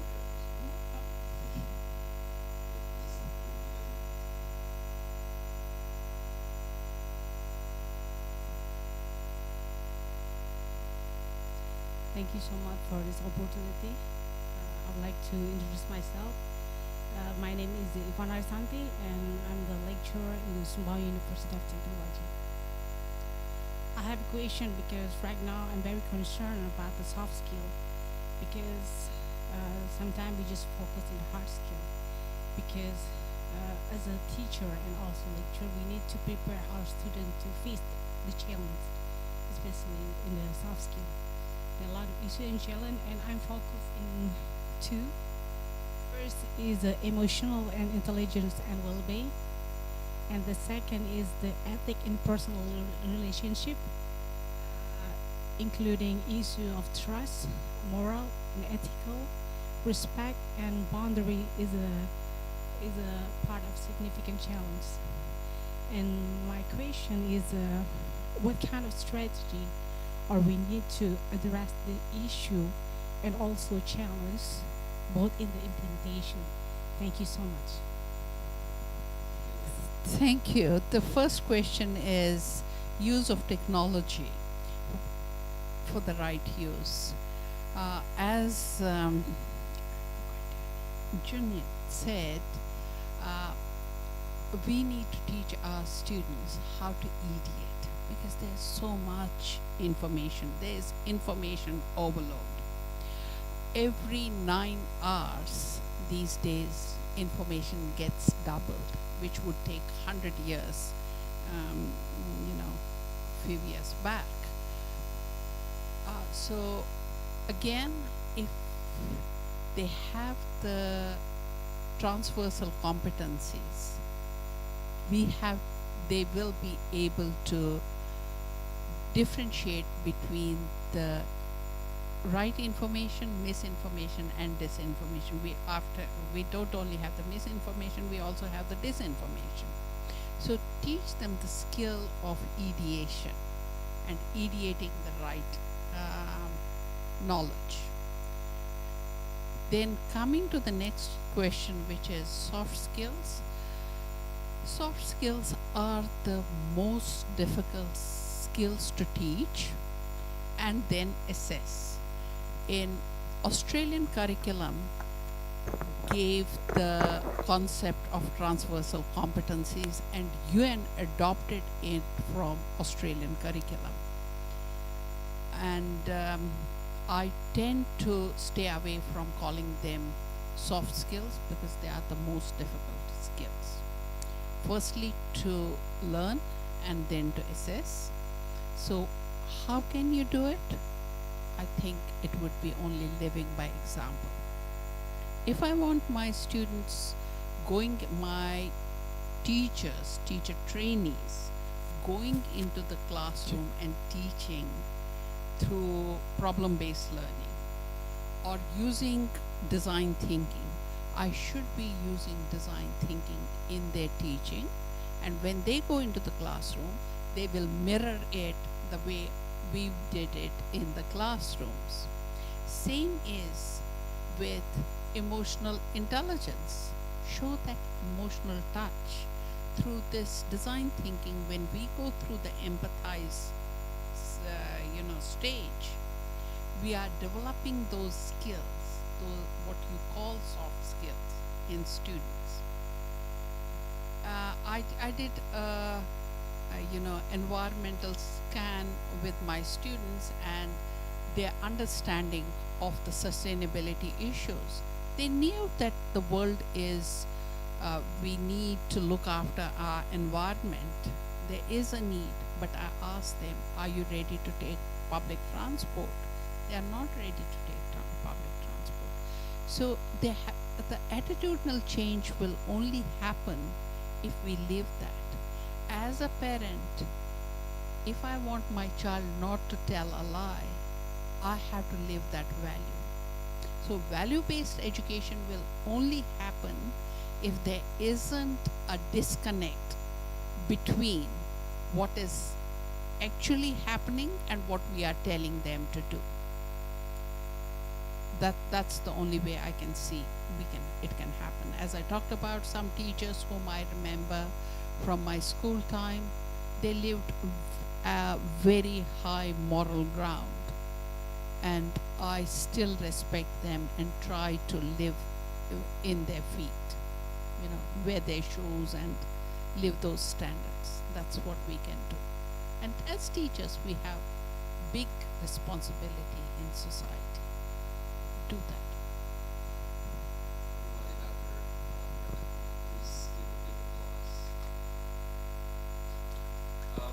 In a national report on the failure of character education in our country, that one of the reasons why it fails is because the senior members of the society don't give the examples needed.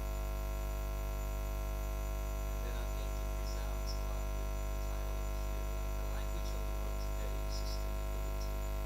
And I think you've been giving us so many things to think about for the rest 2 days and then beyond. I will close this session, but I will close with something that if we are not a part of the solution, I think we are the problem. And I think that's what we're supposed to close this one. So thank you very much, Dr. Bergato. And one last time, I think, Javier, you will take the next comment. Thank you so much again, everybody. One more big applause to Dr. Bergato. And it's been an honor to moderate this session.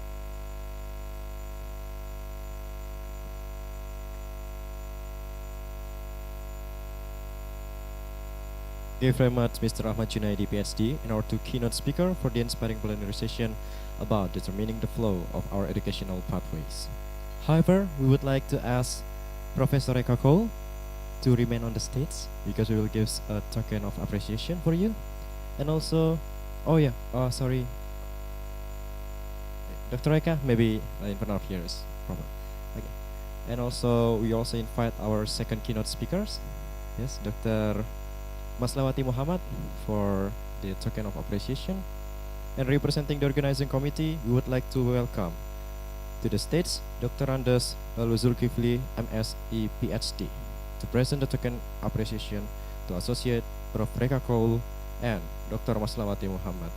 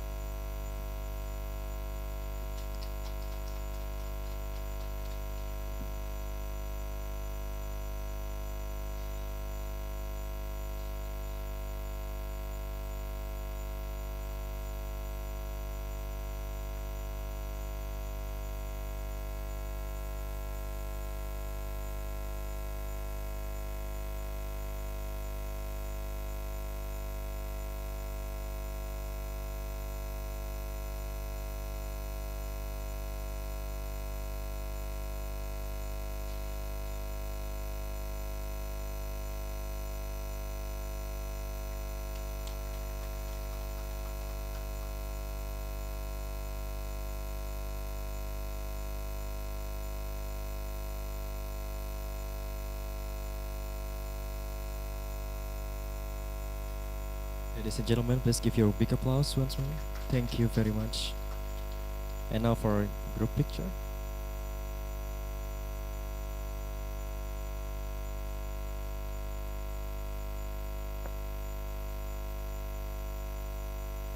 Thank you, ladies and gentlemen. You may now return to your seat.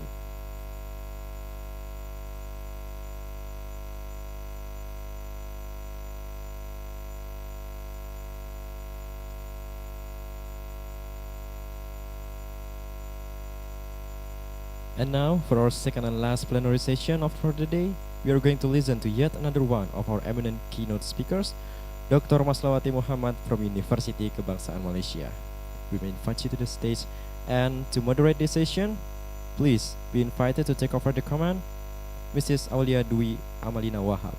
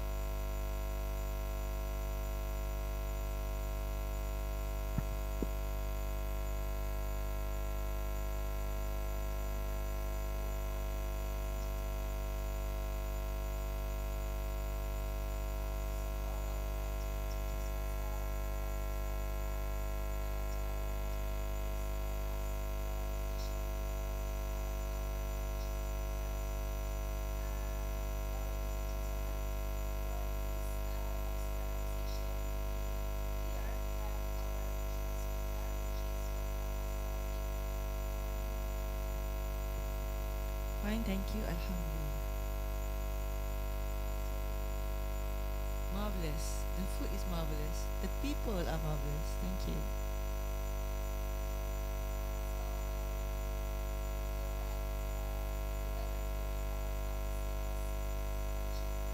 Yes.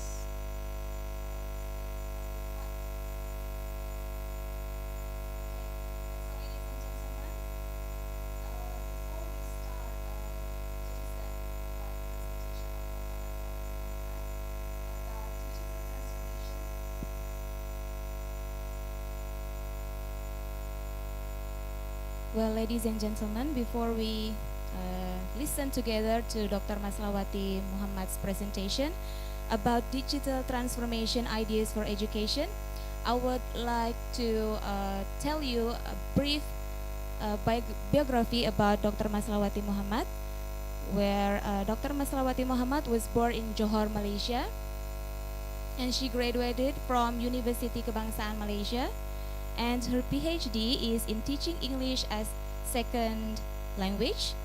Currently, she is now a senior lecturer at the Faculty of Education, University Kebangsaan Malaysia. Her main research interests are innovations in teaching and learning in the ESL context, right, Dr. Maslawati? Teaching reading in ESL context and English for specific purposes. And currently, she also has published more than 100 journal articles, 4 Web of Science articles, 32 scopuses, is it right? And 60 proceedings, 8 book chapters, 2 book and newspaper articles. And she is also a reviewer for a few international journals and editor for a local journal. So give applause to Dr. Maslawati Muhammad by hearing her biography or curriculum vitae. And ladies and gentlemen, talking about digital transformation in education is about how is the process, the service process, and how to improve the learning experience for all educators around the world, Dr. Maslawati. So what are the ideas of digital transformation in the educational world? In this case, we now will listen together to Dr. Maslawati Muhammad. Please give applause to her. Thank you, Dr. Aulia. Should I stand downstairs? Is it okay? Yes. I'm a teacher. I love to stand. Okay, so let me introduce myself. My name is Maslawati. Okay, I've learned that Mas means single man, Mas Junaidi. Okay. Okay, so this is the overview of my presentation. So you're gonna listen to the answers of changing times and changing needs, and then creating engaging experiences. What are the resources available to us? What are the features of these resources? And what are the advantages and disadvantages of these resources? When we talk about changing times and changing needs, we are referring to industrial revolution. We have listened to Prof. Rika, and then we are talking about COVID-19 and next, sustainable development growth.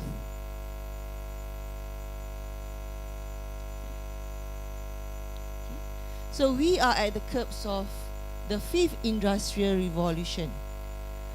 As a teacher, I went through the revolution whereby I watched a lot of movies regarding cowboys, the steam train, okay, and then it moved to the factories, a lot of movies on that. And then I experienced the third industrial revolution, and towards the fourth one, and now we are heading towards the AI. AI is actually surrounding us as teachers. Okay, so we get the societal pressures to be relevant to the societies, because we are producing graduates who are gonna be employed by the industries. Okay, so I think you can still remember the typewriter. Okay, and it moves to the desktop. And now I believe all of my students own a laptop. And now everything is on our fingertips, handphone. And how many of you, the very first thing that you open your eyes in the morning, you try to get your own handphone? May I see hands? Yes, thank you. It has become a necessity in our life. When we travel, the very first thing that we need to remember is, where is my handphone? Okay, it's more important than your lipstick. Okay, and then whether we like it or not, this is the reality. It has a lot of evolution happens. Okay, whereby previously we can see people carrying camera here and there. Okay, you can see the cameraman, ibu mau tangkap gambar.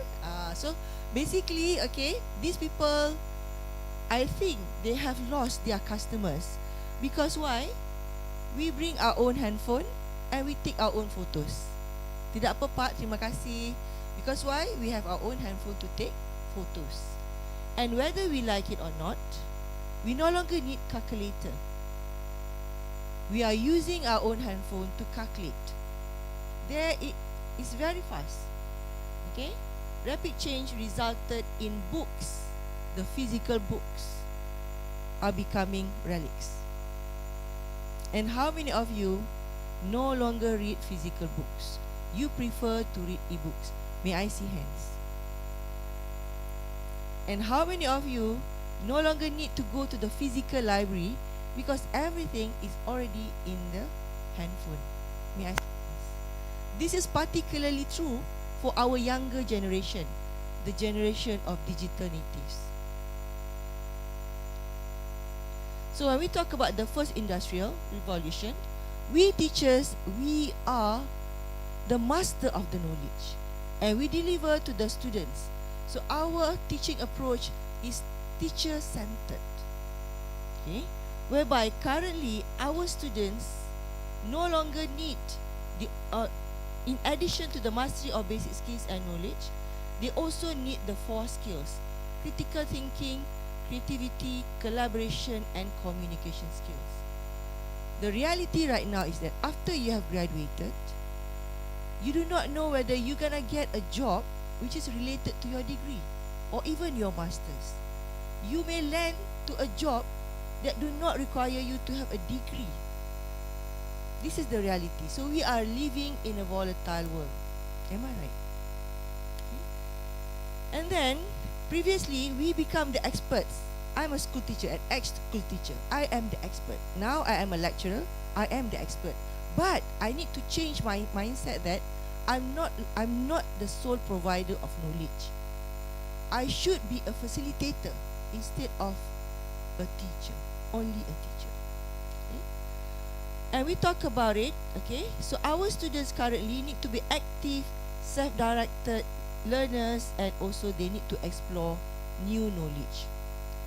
As what Prof. Reka mentioned just now, we need to change. We need to redesign our thinking. We need to reflect our thinking. Because if we do not do that, we are no longer relevant to our students. We have to retool ourselves. Okay? And we talk about it, we talk about lifelong learning. As an educator, we need to update our skill from time to time. Because we are serving the industries. We need to know what does the industry needs and how we as teachers could provide knowledge so that our students are employable and our students are also marketable. Okay? And previously, when we talk about teaching, the students are in real classroom, real meeting, face-to-face. But currently, my students are everywhere. Okay, all over Malaysia, all over the world. I have students from Maldives, I have students from China, I have students from Qatar. So I have students from Uzbekistan. So they are all over. So I cannot meet them in real time. So how am I going to conduct classes? So I conduct a lot of online classes. Okay, so teaching is anywhere, anytime, and any device. So as you can see me, I'm in Lombok right now. I still have classes to run back in UKM. So I pre-recorded my lecture. So I asked my students, you need to watch my lecture so that I can be in Lombok. And of course, to ensure that my students do watch the pre-recorded lectures, they have to answer online quizzes. Because as a lecturer, we are multitaskers. We have many responsibilities. Okay? And again, we talk about the change of the evolution of education, the transformation of education, and currently we are under education 5.0, artificial intelligence. I was in Mongolia last month, and I still remember the experts say that even Elon Musk mentioned that AI should be stopped, meaning that the creator of AI is worried about how it will be negatively affected our community. Okay, so as I mentioned to you earlier, these are the 4 C's that are important, okay, in our education system. Yes, Prof. Reka is very true. It's very difficult for us to evaluate the students when it comes to communication, especially if we have like 40 students in a class, so 60 students in the class. How are we going to assess each student's communication skills? But as a teacher, we need to create activities that allows them to communicate among their peers. Okay? And this is the COVID-19 thing we have experienced. Like in the beginning, my government announced it's gonna be like 2 weeks, and after that 2 years, and then extra 3 years. So I conducted research in there are a few universities involved, Malaysia, a few universities in Malaysia, a few universities in Indonesia, and also in Maldives. So we share the same problem, meaning that the teachers are not ready, the students are not ready as well. So this is what we call as panic goji. Okay, so the teachers are not familiar with how to conduct virtual classroom. Okay, and then the devices, especially when we talk about developing countries, okay, whereby one parent have like 6 children, and there's only one device being shared by all the 6 children. And there are also family which can afford to buy all these devices. However, the children are not interested to study. Mak, malah lah mak main game je. Am I right? So they use the device not to study, but to play games which they find it more interesting. Okay? And when we talk about COVID-19, some government, for example like my government, okay, and we have a lot of NGOs which supply devices, laptops or iPad, mobile data. When we conducted research, I was one of the researchers, we realized that the mobile data are not used for education purposes. The mobile data are used to purchase online items, shopping, or Lazada. Okay, so these are common, I would say, websites that students love to browse through, to play games, rather than to use these mobile data given by the government, given by the NGOs for educational purposes. Okay, next. Okay. When we talk about creating engaging experience, we want our students to be engaged in learning. For example, in UKM, our lecture is about 2 or 3 hours. Do you think the digital native students can stay put for 2 hours and listen to us attentively for 2 hours? We give it a thought.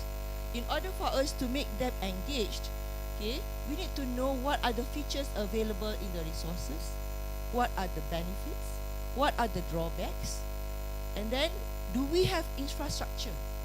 For example, in some schools in Malaysia, especially in the rural areas, there are 40 computers in a computer lab. However, maybe only 15 are operating. And there are also teachers who are afraid of people using the computers because they may say it's gonna be malfunction, defect because of people using it. So we talk about redesign our thinking, because there's no point having all this infrastructure, but we do not know how to re-educate ourselves in learning to use all these facilities. Okay, next, do we have the knowledge to use the resources? This is also another question.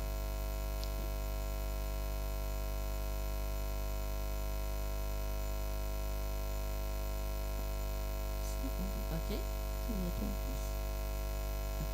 So this is the digital skills framework. Personally, I believe that digitalization does not mean that we must use all the digital tools extensively. But more importantly, we need to select the ones that are useful for us. There are so many apps out there, there are so many websites, but we cannot use all. But we need to select the ones that are important to us, that are relevant to us, that fulfill our teaching and also learning objectives. Okay? So when we look at our classroom, okay, we talk about 21st century learning classroom, we are talking about active learning spaces. Remember, we are dealing with digital native students. Okay? And the students could use their devices. Many parents now sacrifice their money to purchase their children all these devices. Because why?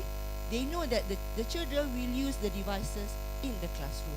So as a teacher, we need to optimize the usage of it. Optimize doesn't mean maximize, meaning that we know when to use it appropriately. Okay, and then the students can access teaching materials at any time and any place. We are talking about differentiated learning. Some students, they are auditory learners. Some students, they are visual learners.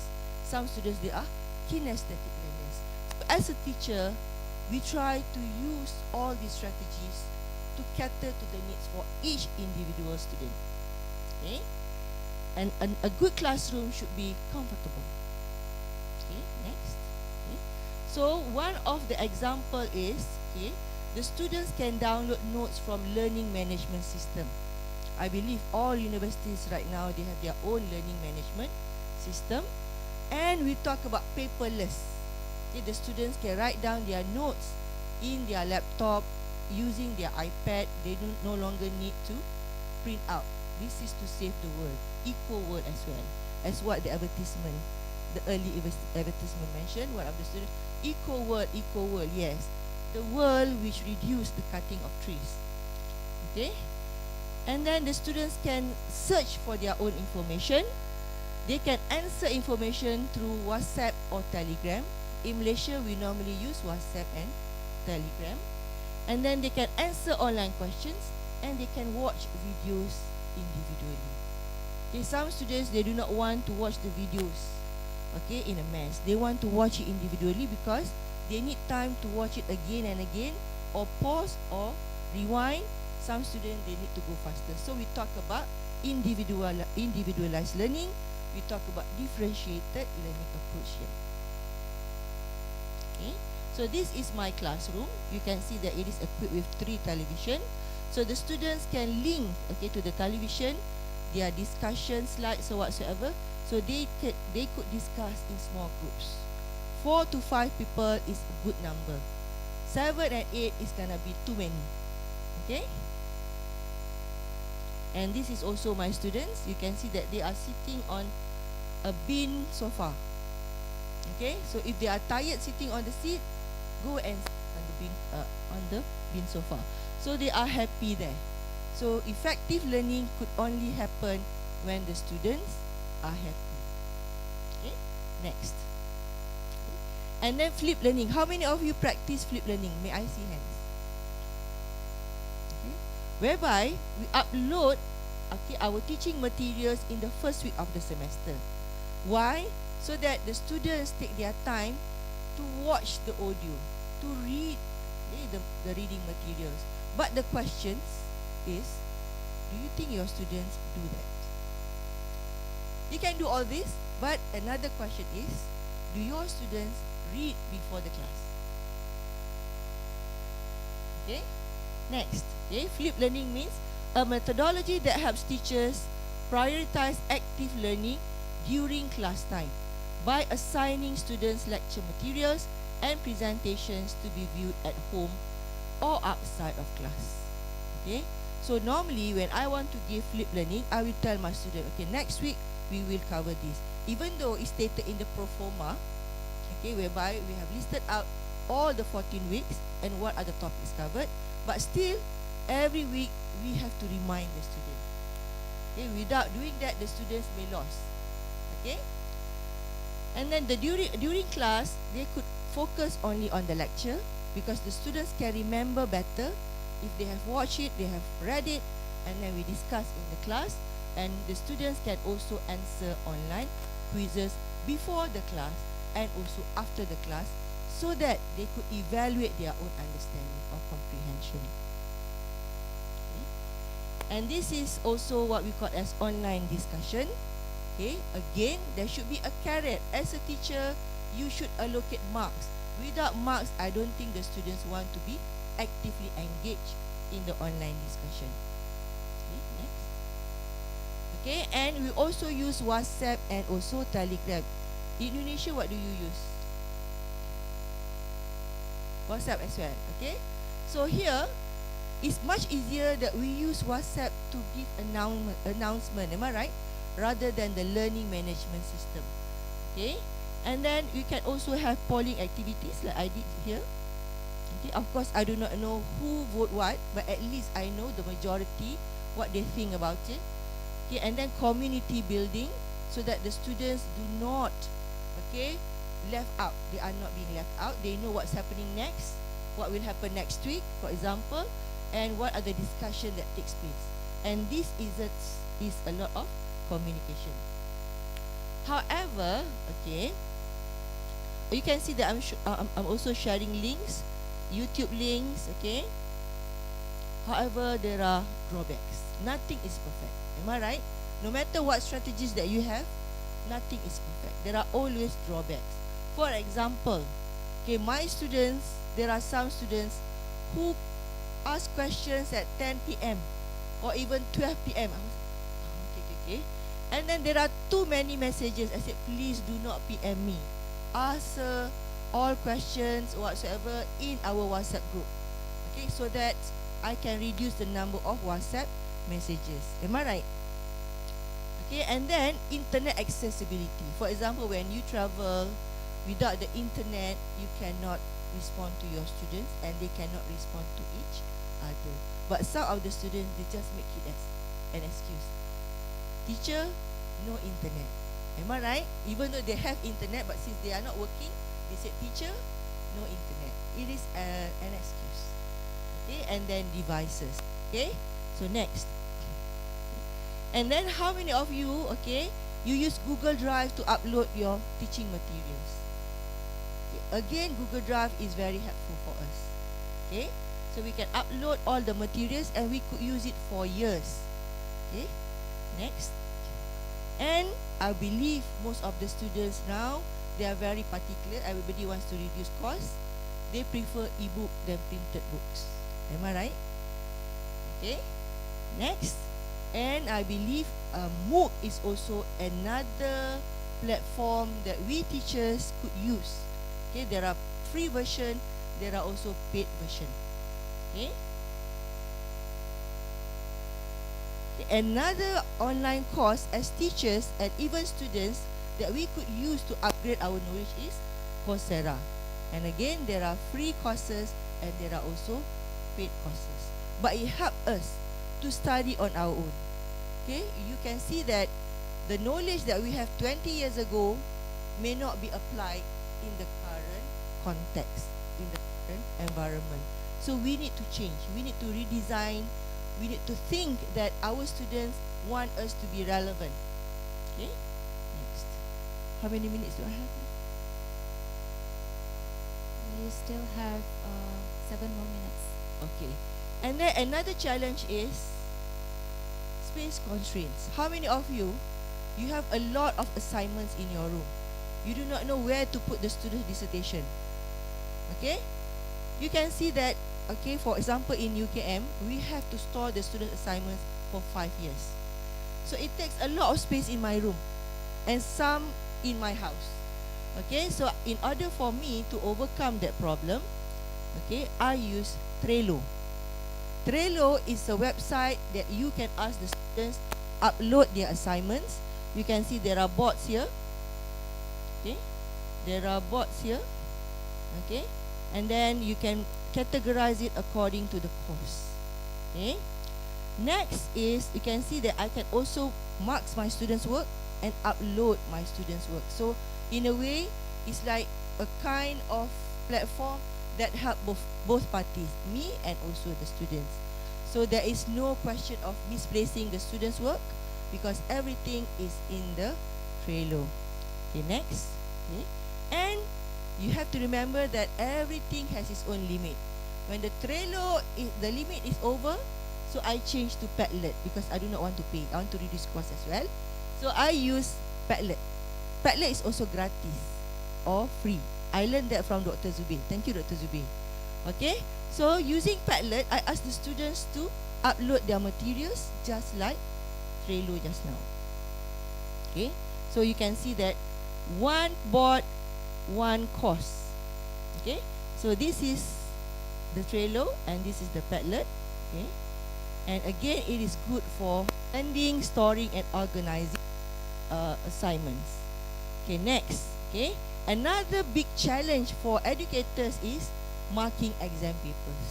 You just imagine you have like 4 courses. For example, like in UKM, for masters alone, we have 4 programs. ODL, online distance learning. We have school holiday program. We have on campus. We also have international program. So marking is very challenging. So we need to find ways on how to reduce our load. Okay, and then printing exam papers is also very costly. Okay, and next, saving the exam questions because we want to have question bank, and then compiling the students' mark, organizing the students' marks, and also students' anxiety. When I ask the student, do you want final exam? No. Dr. Mas, please, no final exam. We prefer to you give us more works for formative assessment. Okay, fine, you decide. Okay. So Kahoot is one of the assessments, one of the resources that we can use for the students to find assessment interesting. They can compete with each other and also with other students from other schools. So assessment becomes fun. Okay. So this is the features of quizzes. Okay, quizzes is also another resource that you can use. May I see how many of you use quizzes? Okay, and I think we enjoy using quizzes. We can develop our own quiz questions. We can also import from other users, but we need to check regarding the reliability and validity of these imported items. Okay, and we could design 6 types of questions.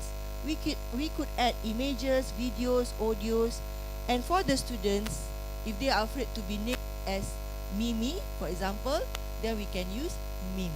So we can use a lot of memes to represent the students. Okay?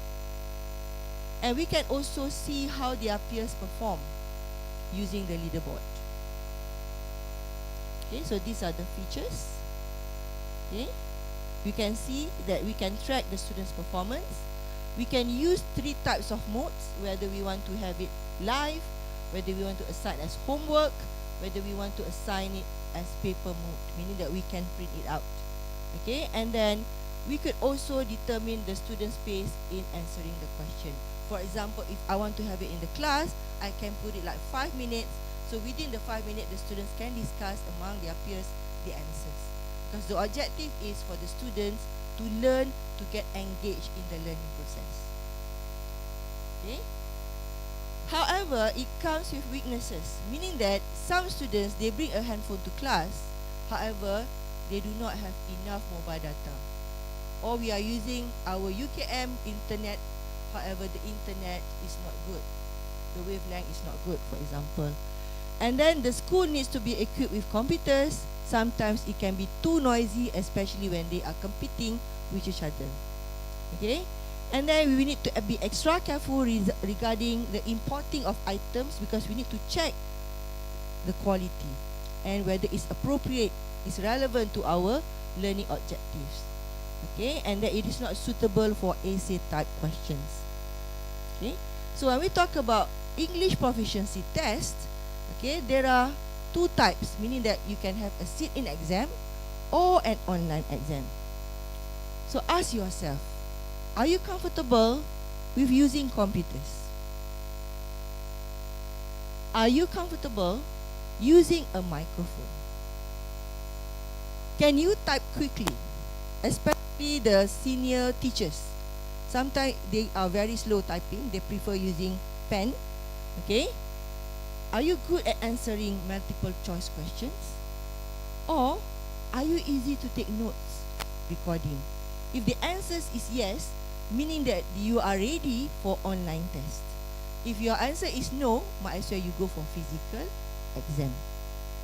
Okay? So this is TOEFL essentials, whereby you can take home. You can wear your, in Malay we call it kain pelekat. You can wear your t-shirt, and you can answer the questions at the comfort of your own home. Okay? But you need to have all these equipments. For example, you need to own a computer, good internet, speaker and microphone. So some people, they are not comfortable with this. Okay? And this is Duolingo. Duolingo is also another online test for English test. Okay, whereby you can see, okay, they have adaptive test.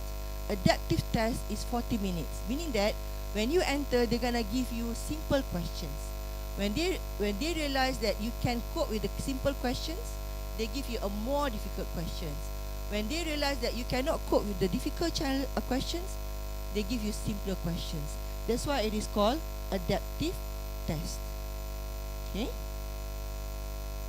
And look at the exam cost.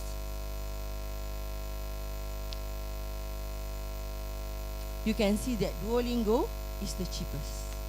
And it has been accepted in many countries by many established universities, whereby the results you can get it within 2 or 3 days. It's very fast. Okay? And these are the countries that accept Duolingo. Okay.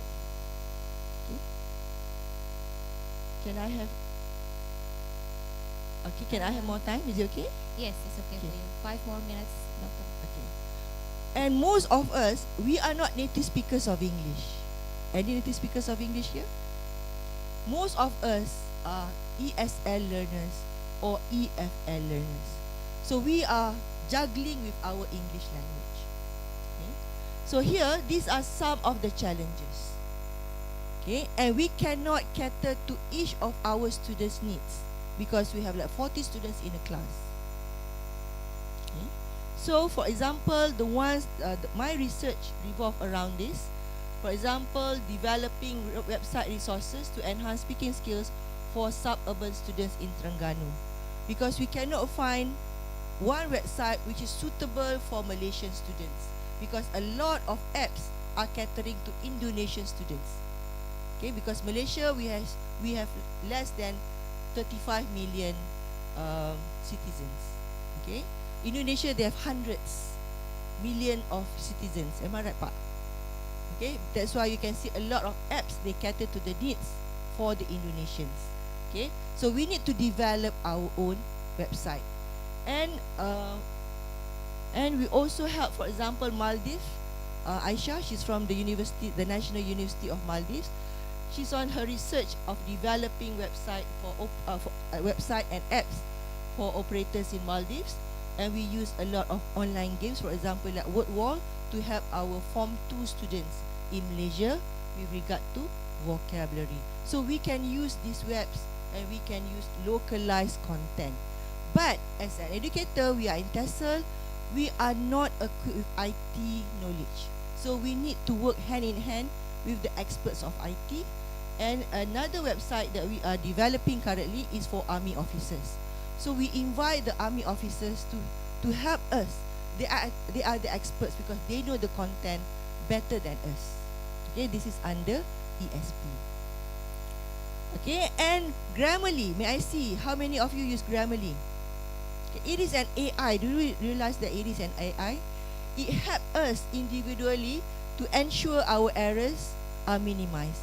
It cannot eliminate the errors, but it can minimize our errors.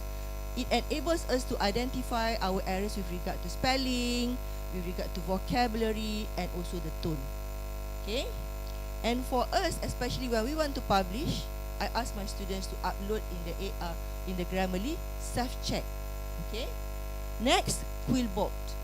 Quillbot is also another website that enables us to check our errors, to paraphrase our sentence. Okay? And it is free.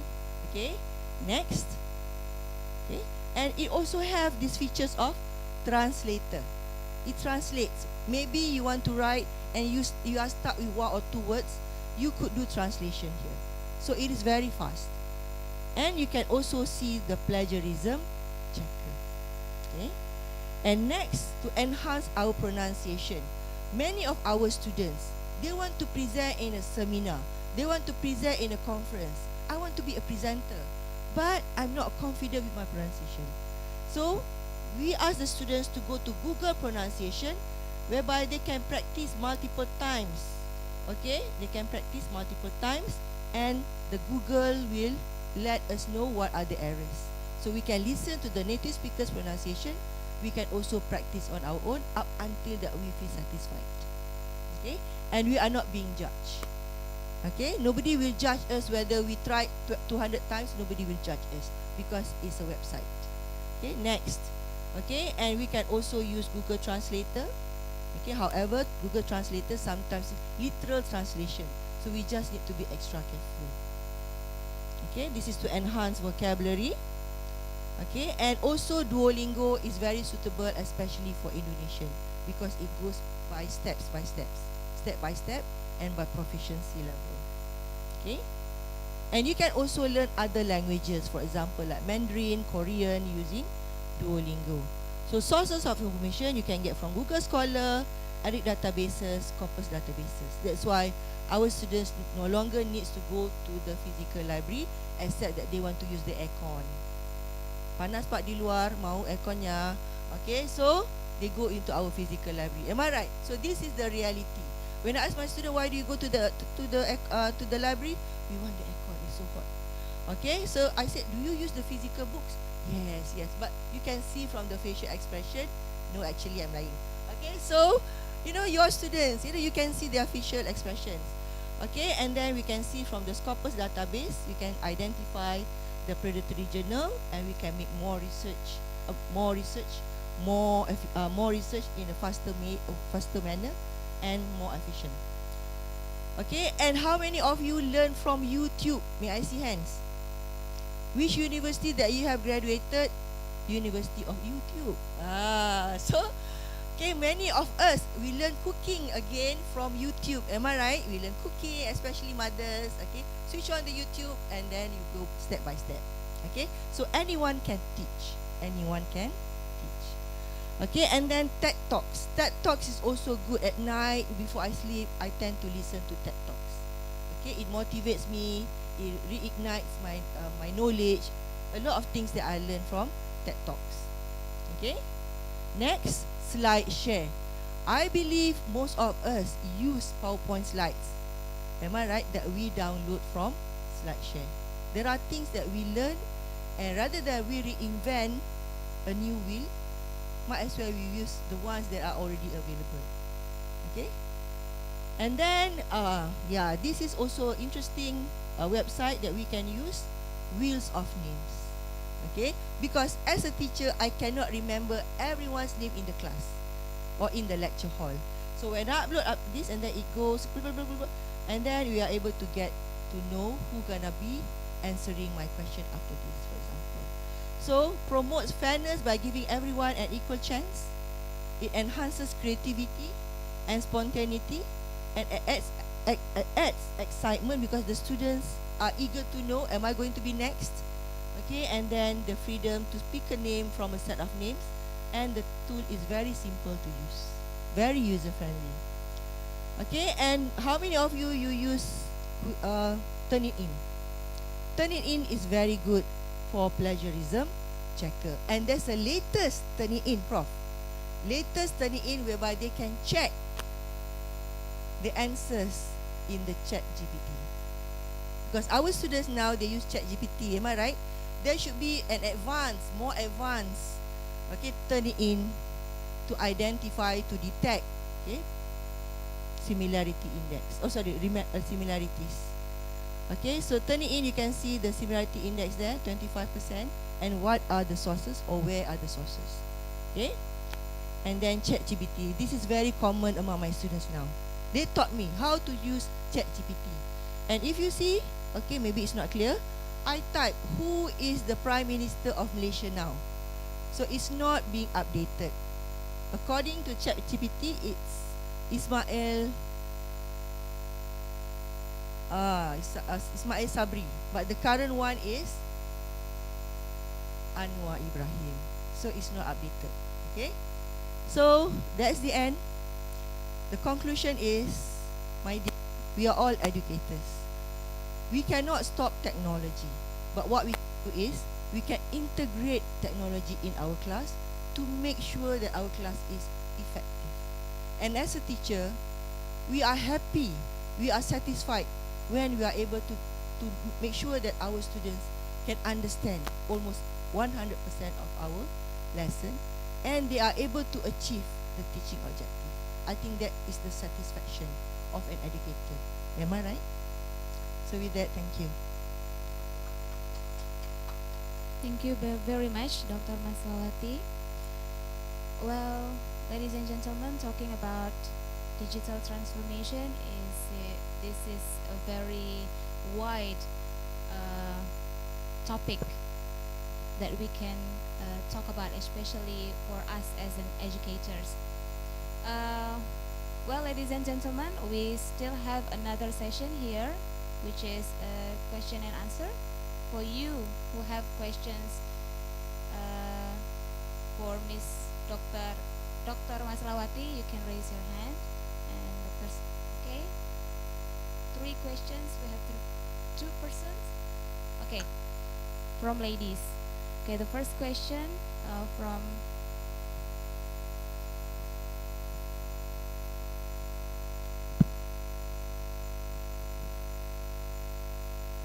Yes. Okay. Assalamualaikum warahmatullahi wabarakatuh. Thank you for the moderator for the session. So I am wondering, to increase the effectiveness of learning, learning activities, what are the techniques and principles that can be applied to create an engaging and memorable in-person event or experience for the participants? Okay, is that all your question? Yes. Okay, thank you very much, Miss. Thank you, Miss. Miss Adinda. Miss Adinda. Okay. The second question, we will have three questions first, Dr. Masawati, and then you. Oh no, I think you will answer. Okay, Miss Selma, I think. Okay, Assalamualaikum. My name is Alma. I'm excited to ask this question. Okay, it's actually the simple question, and this is the Dr. Maslawati was my lecturer as well. I graduated from UKM, and it's like a reunion session with you. Okay, because I was COVID-19 product. Yeah, I don't experience a face-to-face class, and then now I experience the face-to-face class with doctor here in my hometown, not in UKM. Yes. Okay. So my question is, have you ever experienced inconvenience or misuse of AI by the students, and how you handle it? And if you never experienced that, how will you do if they misuse the AI? Thank you. Yeah, thank you, Miss Emma. I think you can now respond for the two questions, Dr. Maslawati. Okay, shall I answer Selma's question first? Okay. So as a teacher, okay, you need to know whether you want to give formative assessment or summative assessments. And when we talk about AI, the answers are very direct, very literal. Okay, so you can provide questions, something like questions that use higher order thinking skills. Okay, that they can use their own experience, okay, to answer those questions. So they may discuss these questions, because when we talk about real life, we do not really memorize. Am I right? We do not memorize knowledge. We apply the knowledge in real life, because we are preparing the students not to become what do you call that? A machine that could memorize everything, but we are producing students who could work effectively in their future workplace. So you can use some situations, some scenarios that happen in the workplace and ask them to solve using the knowledge that you have imparted in the class. This will in a way avoid the students to fully utilize AI for everything. It's like copy and paste work. We do not want copy and paste work, because sometimes as a lecturer, you can feel that this is not the student's sentences, it's too good, okay, and this is not their ideas, it's too good, but you cannot justify where are the resources. Okay, so you can use Turnitin, but if it is written in Bahasa Melayu especially, it's even more challenging, because normally for Turnitin they can identify English sentences but not Malay sentences. Am I right? Okay, so but when you ask them to solve a problem, that's where you can see that they use their creativity. Real life problems. This is what we call as 21st century learning. They are supposed to solve problems. Okay, authentic problems. Okay, another student, they asked regarding how can we make the class interesting. You know your students better than anyone else, because you are dealing with the students day in and day out. What works in student A may not work in student B. What works in class A may not work in class B. Am I right? So you have your students. So your students are your clients. So we always forget that our students are intelligent. So we may ask the students, what do you want to do today? So you cater to the needs. And at the same time, the students' needs must merge with the learning outcomes. Then the lesson can become effective. And the students, they themselves feel appreciated, because they know that the teacher are interested to know what they like. It's like you are tailoring your classes activities for the students' needs and interests. You ask them. Sometimes you may not be able to ask them in the class, because they feel that they are being judged by the others. So you can always bring your students in the canteen, go makan-makan, and start asking questions. You do not ask direct questions. You may ask, sudah makan ke hari ni? Hari ni makan apa? Cantik lah tudung. You know, you try to talk something which is not academic first, then only you go into academic. Then you are going to get rich and honest response. Okay? So I believe you're gonna learn about how to conduct research. Am I right? Especially qualitative research. We need to use language or lingo that makes our participants feel comfortable with us. Let them feel comfortable first. We have good rapport. Then only you start asking questions, so that they do not feel that they are being judged. They feel that you are interested to listen to them, and from their response, something positive need to be changed. Okay, thank you. First questions? Oh, then okay. Okay, Miss Adinda and Miss Salma, your question have already answered by Miss Dr. Maslawati, and now we still have time for question and answer session. Yes, Miss. Okay.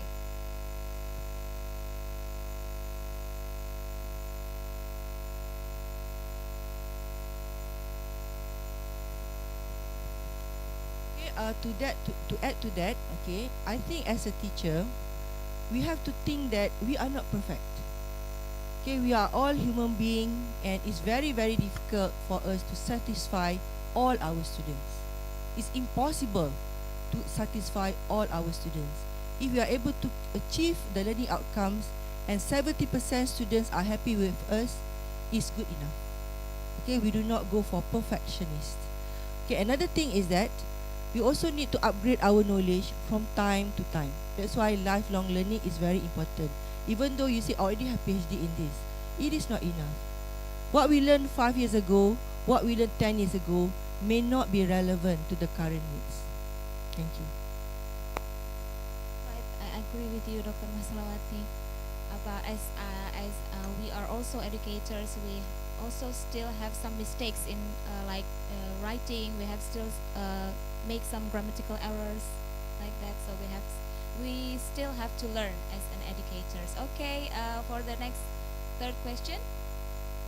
Okay, well, let me introduce myself first. My name is Julia, and I'm as a student volunteer. I want to ask about ChatGPT. Based on my experience, there are a lot of my friends that use the ChatGPT for looking for some answer if they don't know the answer of the question.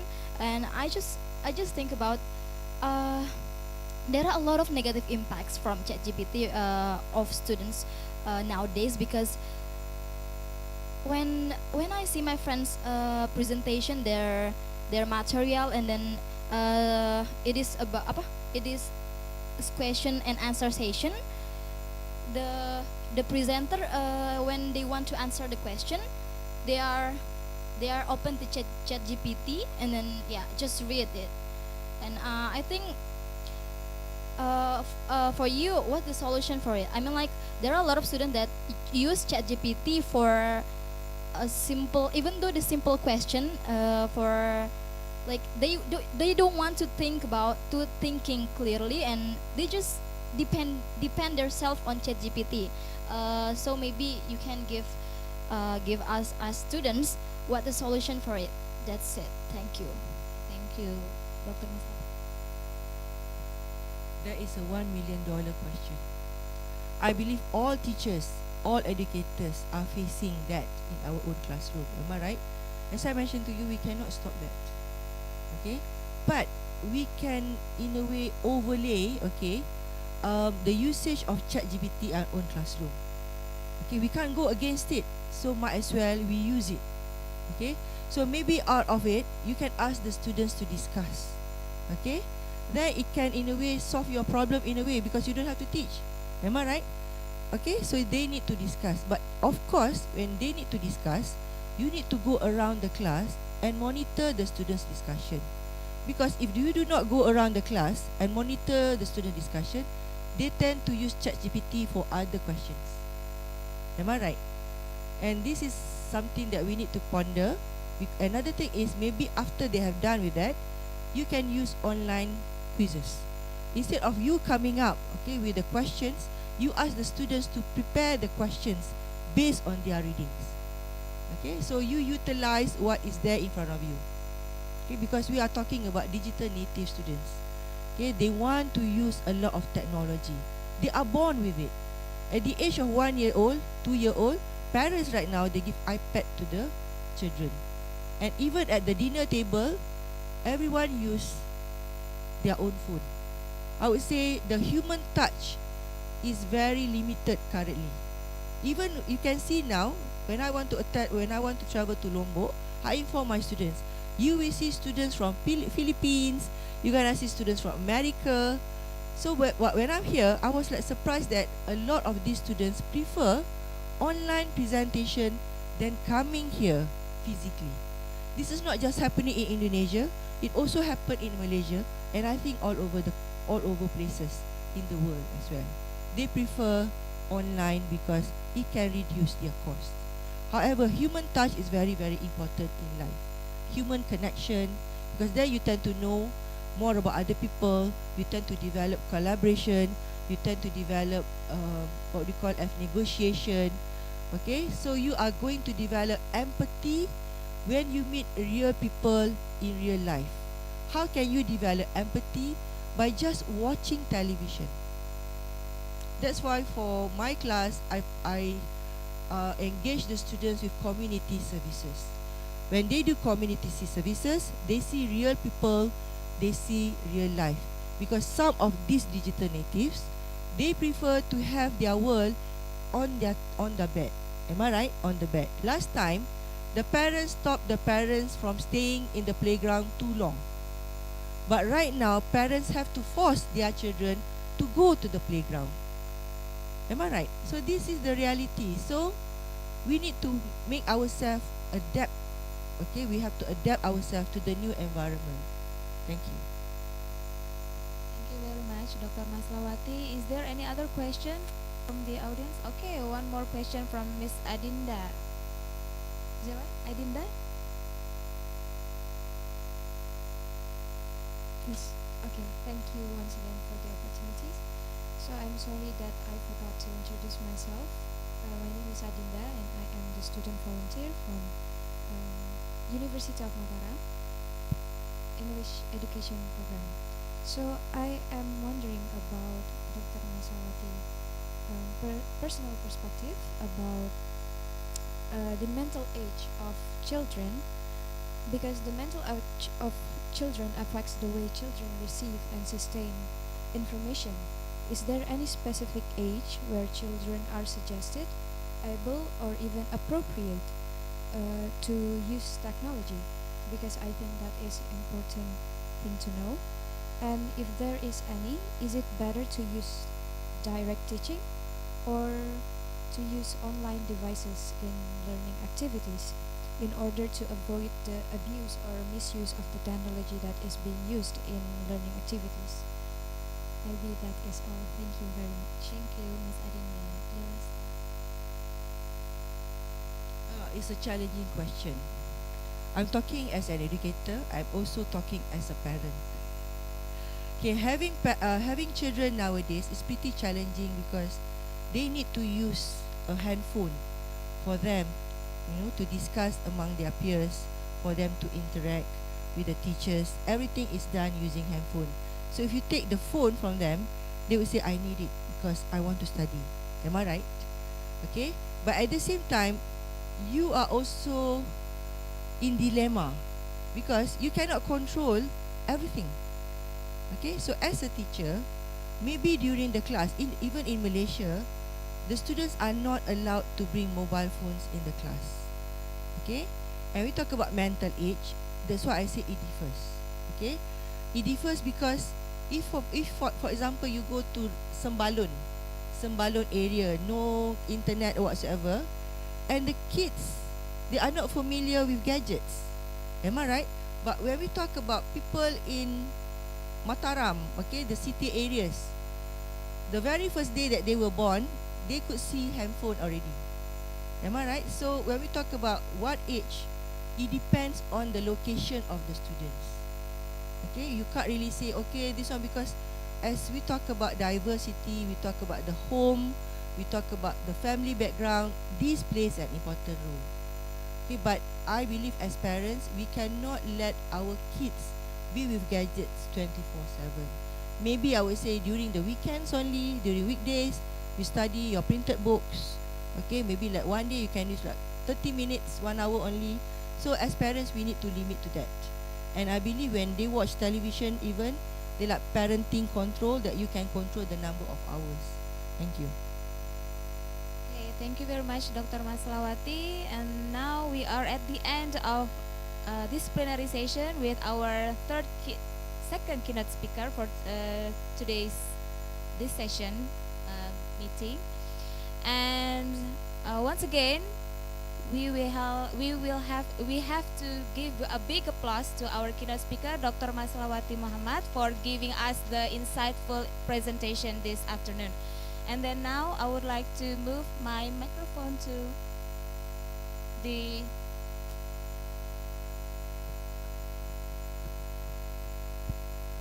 All right, thank you very much, Mrs. Aulia and Dr. Maslawati, for the inspiring plenary session. Thank you very much for sharing with us the use of technology in education.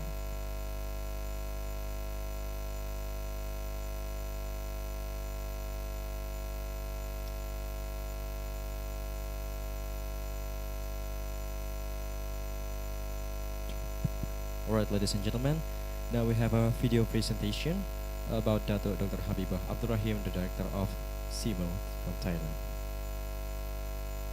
And after that, we will have our lunch break.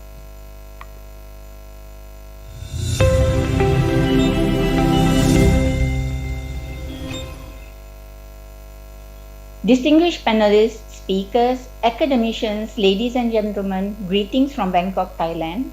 I thank Universitas Mataram for inviting me as one of the keynote speakers in the 5th ACcESS today. I will present on how CIMO gather, utilize and translate the research data into meaningful evidences. I also look forward to explain how we work with our CIMO regional centers in education, science and culture to generate creative strategies for the benefit of our stakeholder groups, educators, and students in Southeast Asia. The kind of research we conduct and how the findings are translated into persuasive documentation for the ministries in Southeast Asia, such as policy papers, guidelines, and legislative documents, are also crucial in bringing together policymakers, partners, and stakeholders in this platform. The prospective study areas and how this research helps the disadvantaged and vulnerable children, particularly girls and women in Southeast Asia, are also crucial in helping regional policy makers make decisions. Let me first introduce the Southeast Asian Ministers of Education Organization, or CIMO. CIMO was established in 1965 as an intergovernmental organization promoting regional cooperation in education, science and culture in Southeast Asia. The Council is the highest decision-making body of CIMO, consisting of Ministers of Education from the 11 member countries in Southeast Asia. The CIMO Secretariat is its executive arm, and we are based in Bangkok, Thailand. CIMO also has 9 associate member countries, 8 affiliate members, and 26 regional centers and network. Our centers and network generate evidence through data and research, offer evidence-based policy recommendations, as well as create and carry out activities including training and forums. Our 26 centers and network across Southeast Asia, with their diverse expertise, lead the implementation of programs to achieve our priority areas. Ultimately, our goal is to provide a better quality of life for Southeast Asia amid the dynamic changes in our world, ranging from the impacts of the COVID-19 pandemic to the digital transformation. How do we lead research and innovation in Southeast Asia? One of the ways is by collaborating with our 26 centers and network in promoting relevant initiatives for the teachers and students in Southeast Asia. Research and innovation is significant for CIMO because it expands the knowledge base gathers information and builds our logical justifications for the benefits of all learners. By using research and innovation, we have helped and supported the region in creating opportunities, provide data and impact decision making, translate data into meaningful evidences, develop relevant policy and standards, and finally, disseminate research data across the region and beyond that. In CMEO, we highlight how we can harness different expertise and leverage our experiences in education, science, and culture to address multiple challenges. Allow me to explain some of the flagship programs carried out by centers and network. One example is the CMEO Center Policy Research Network or CPRN Summit. This summit aims to provide opportunities for CMEO centers, network, and partners to share their policy researches and knowledge management updates. The research outcomes include promoting innovative approaches related to teaching and learning, digital pedagogy, online and blended learning, personalized learning, and TVET. The next CPRM Summit will be organized by CMEO VOCTEC Brunei in 2024. We also advocate One Health program of the CMEO TROPMED network in Thailand, Malaysia, and the Philippines. The program for the science cluster supports the concept of One Health that recognizes the intricate relationship between human health, animal health, and the environment. Similarly, CMEO SPAFA, one of our culture centers in Thailand, works to sustain the series of online activities for practitioners and professionals interested in Southeast Asia's archaeology, heritage, and arts to support the relevancy and applicability of traditional conservation methods and the role of local communities in Southeast Asia. This intersection of skills and expertise allows us to build on each other's strengths, impacting on other sectors as well. The synergy and regional cooperation between CMEO Secretariat and our centers and network highlight the interdisciplinary areas, bridging various innovative ideas into light. How do we gather and utilize data? I will use the CPLM and OFDL research as examples. The Southeast Asia Primary Learning Matrix (CPLM) is a regional learning assessment and capacity building program designed by and for Southeast Asia students. It has three key pillars. 1. Generate comparative data, indicators, and analysis on learning outcomes and context in basic education. In particular, it assesses the learning proficiencies of grade 5 children in reading, writing, and mathematics literacy and global citizenship. Second, strengthen collaboration and exchanges to improve system and school levels policy and practice in basic education. Third, promote and improve the technical capacity and the use of evidence. Based on the data emerged, we were able to trace student performance to global SDG criteria for end of primary and lower primary education by generating these specified proficiency levels. We discovered that level 2 corresponded with the expectations for the end of lower primary, whereas level 6 aligned with the descriptions of proficiencies between the CPLM learning pathway and the worldwide proficiency levels. The reading proficiencies data emerged from the CPLM were divided into 5 categories based on real student test results. In this instance, it is clear that 29% of students on average performed at the highest level, while just around 1 in 5 students achieved the lowest level.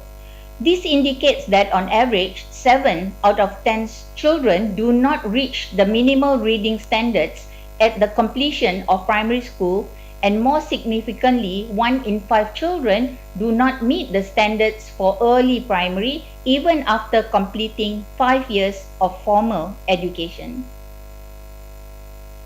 CPLM 2019 provided us a general summary of the problems with basic learning. The percentage of children who read at or above grade level at the conclusion of primary school varies greatly, from 2% to 82% across participating countries in the proportion of grade 5 children who could read, understand and use explicit and implicit information from various text types to reflect on new ideas and opinions.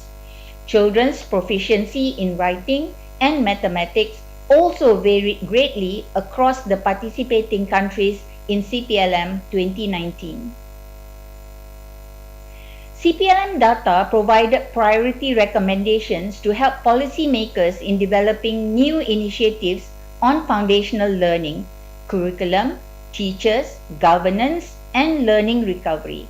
For example, Priority 7, which recommends on assessing impact of COVID-19 on student learning and attendance, is crucial to us. This is because UNESCO estimates that at least 2.7 million children across the region has not returned to school since the pandemic recovery. This is on top of the 35 million in East Asia and Pacific who had already dropped out of the education system. When children do not go to school, they are at increased risk of violence, abuse, and exploitation. Girls face the additional risk of teen pregnancy and early marriage. Allow me to share some examples on how CPLM data has been used for informed decision making. Early this year, the Philippine Senate public hearing on the evaluation of the Anti-Bullying Act's implementation included an invitation to the CMU Secretariat. The CPLM 2019 report was an essential tool for showing that bullying affects 63.2% of grade 5 pupils in the Philippines at least once each month. Based on these and other results, the Philippines launched the Bully No More program, which uses yearly anti-bullying campaigns to reduce violence and build a pleasant learning environment. Apart from CPLM, we have also carried a research for open, flexible, and distance learning by collaborating with the International Council for Open and Distance Education, or ICDE, one of our affiliate members. In order to establish the policy frameworks for OFDL in Southeast Asia, we worked with Hong Kong University, Asia E University in Malaysia, University of Pakistan, Open University of Bangladesh, and Open University of the Philippines to construct an online survey.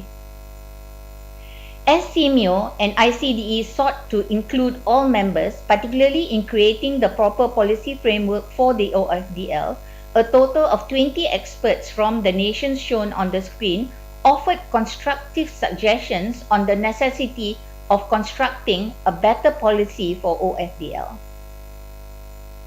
We shared and discussed our OFDL research findings in 2 webinars this year. OFDL experts and audience participated via YouTube, provided some significant insights and recommendations in developing the right policies and method to advocate a better OFDL in schools and universities. A total of 38,000 viewers across the globe has viewed both the webinars. We also disseminated our findings through CMU e-News and research outcomes published in our website for public's view. How do we translate research data into meaningful evidence? Let me use as example the 2023 UNESCO Global Education Monitoring, or GEM, regional report. Education technology has been one of the priorities of CMU in the past years. This was particularly underscored during the COVID-19 pandemic. In the recently launched GEM Global Report with the theme Technology in Education, data showed that at least 220 million students are enrolled in massive open online courses in 2021. Worldwide, the percentage of internet users increased from 60% in 2005 to 66% in 2020. For Southeast Asia, the number grew from 16% in 2004 to 70% in 2021, translating to 400 million internet users. 40 million new users accessed online in 2020 alone. Internet accessibility at home is also more common among more than 50% of school-age children and youth in Southeast Asia. However, Southeast Asia is a region of variances. For example, according to CPLM and PISA results, 57% of Southeast Asian students can access the internet from home with a range of 16% to 98%. While access to digital technology has expanded rapidly in the region, there are deep divides in access between and within countries. To leverage technology effectively, we need to take a good look at these differences to develop concrete policies and enable targeted support in our region and respective countries. To further understand the context of Southeast Asia in terms of education technology, CMIO has partnered with the UNESCO GEM report team to develop the GEM report on technology in education in Southeast Asia that will capture the gains and challenges of the region on education technology and provide recommendations to ensure that technology is maximized inside the classroom. In developing this, country case studies and background studies from CMIO centers, affiliate members, and key partners were developed to contribute to the regional report. These findings are expected to be utilized by CMIO member countries in developing their policies, especially since policy recommendations are included in the regional report. During its launch on November 30th, 2023, there will be a policy dialogue with education officials and stakeholders to flesh out these recommendations. It is anticipated that policy briefs and other policy resource materials will be developed to maximize the evidence generated from the report. Aside from policies, we are also hoping that the results of the GEM report will be used to inform program development and implementation. For example, some of our CMIO centers are implementing programs on education technology. CMOLEC has been in the forefront of open and distance learning. CMIO STEM-Ed is exploring generative AI in the education landscape. CMIO KITAB in Science is working on maximizing the metaverse in their new initiatives in partnership with our centers and network. They can integrate and utilize the principles and messages recommended by the GEM report in designing and implementing these programs.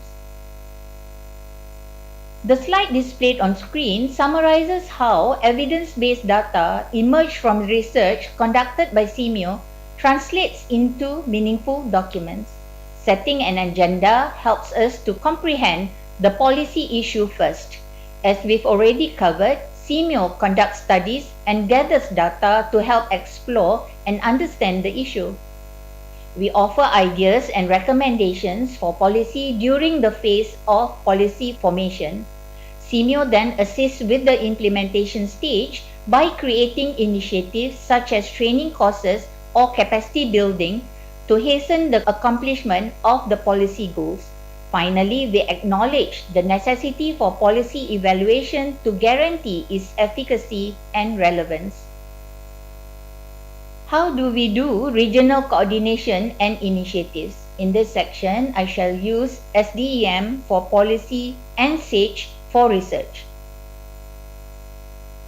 The theme of the 6th Strategic Dialogue for Education Ministers, or SDEM, in the 52nd CMIO Council Conference last February 2023 was prioritizing foundational learning and lifelong learning, investing in literacy, numeracy, and STEM education in the digital era.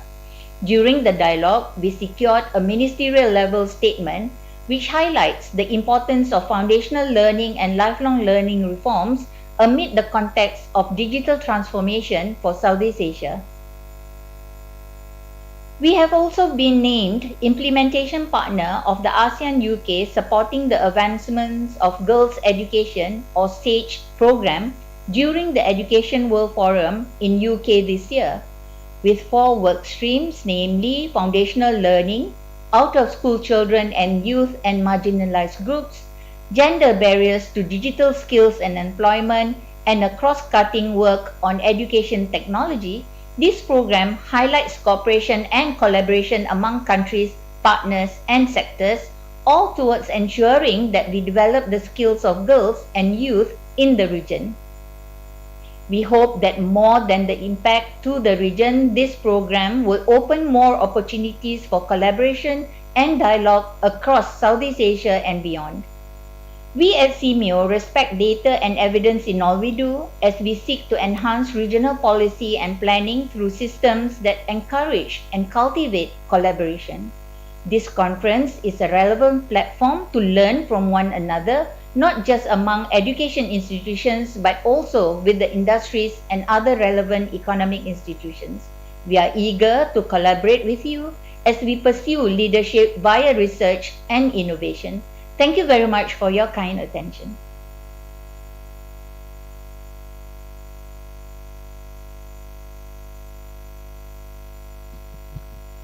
Now, ladies and gentlemen, the ending of the video presentation from Dato Dr. Habibah Abdur Rahim just now marks the ending of our our plenary session for the first day of the 5th ACcESS 2023. And now we are finally here. We have finally arrived we have finally arrived at our long-awaited agenda, that is lunch break. However, before we may part ways, please allow us to make several announcements. Well, ladies and gentlemen, so our lunch break is scheduled to last for 1 hour, so we expected you all to be back in this room again at 1:30 p.m. Central Indonesia time. And in addition to our lunch break, we still have 2 remaining agendas that all presenters and participants must join, and that is parallel sessions at 1:30 p.m. and poster presentation at 4. For online presenters, Now, as regards the parallel session, as per usual, during the parallel session, the presenters and participants will be divided into several different breakout rooms. For on-site presenters, the breakout rooms, there will be 2 breakout rooms, both of which will be held here in this very venue. However, to find your respective room, please consult your own schedule as well as the committee that you find. Right, for online presenters, however, the breakout room will be provided via Zoom. To join your breakout room, you should first rename your account into room name _article ID _name. Second one, patiently wait for the committee to put you to your respective room. And the third one, don't forget to click join the room when it's already appear on your screen. Now, ladies and gentlemen, the last announcement just now marks the ending of our first half day of the 5th ACcESS 2023.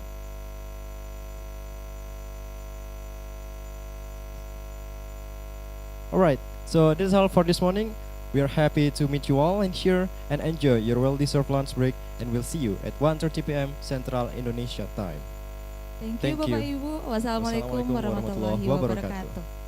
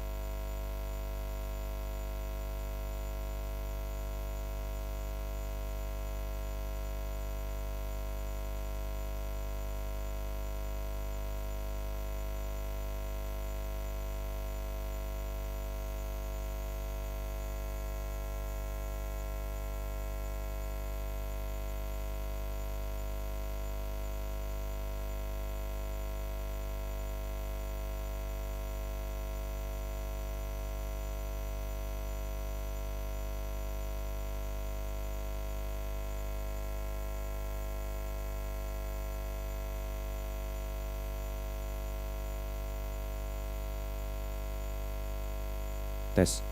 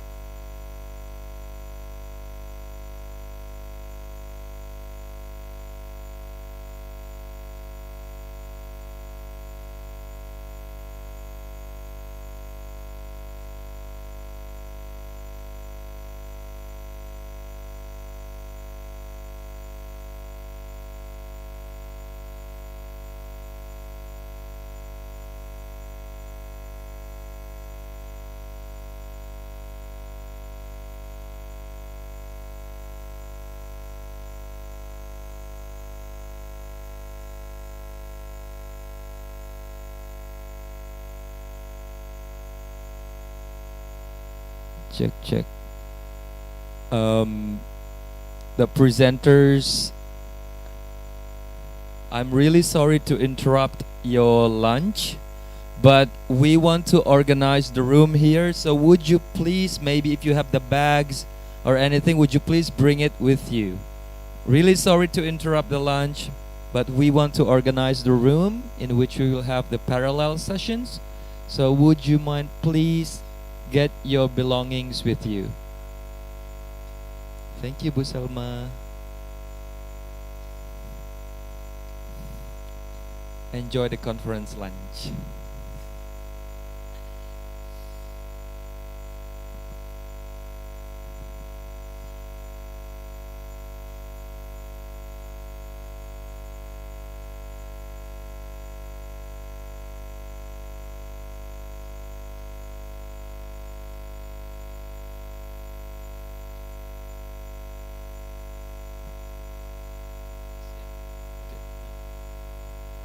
Um,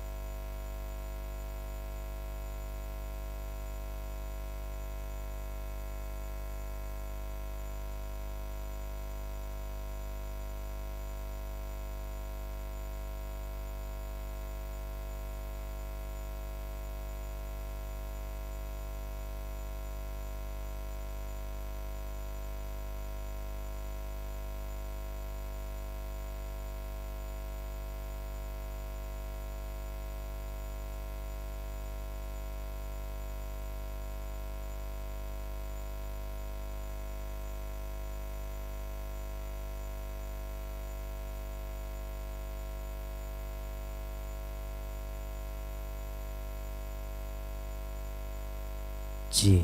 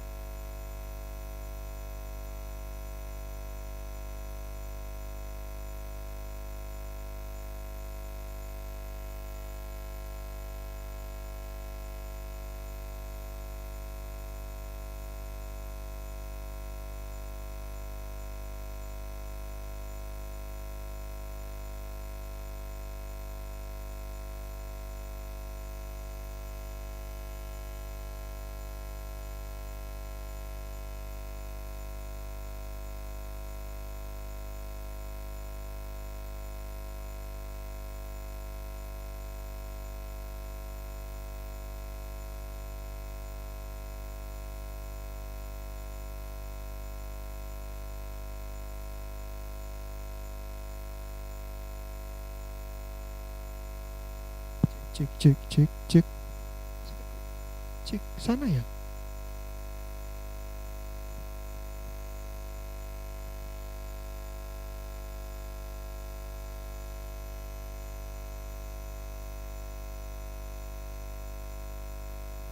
Cek cek cek. Cek cek. Cek cek cek cek. Cek cek cek cek cek cek cek cek cek cek cek.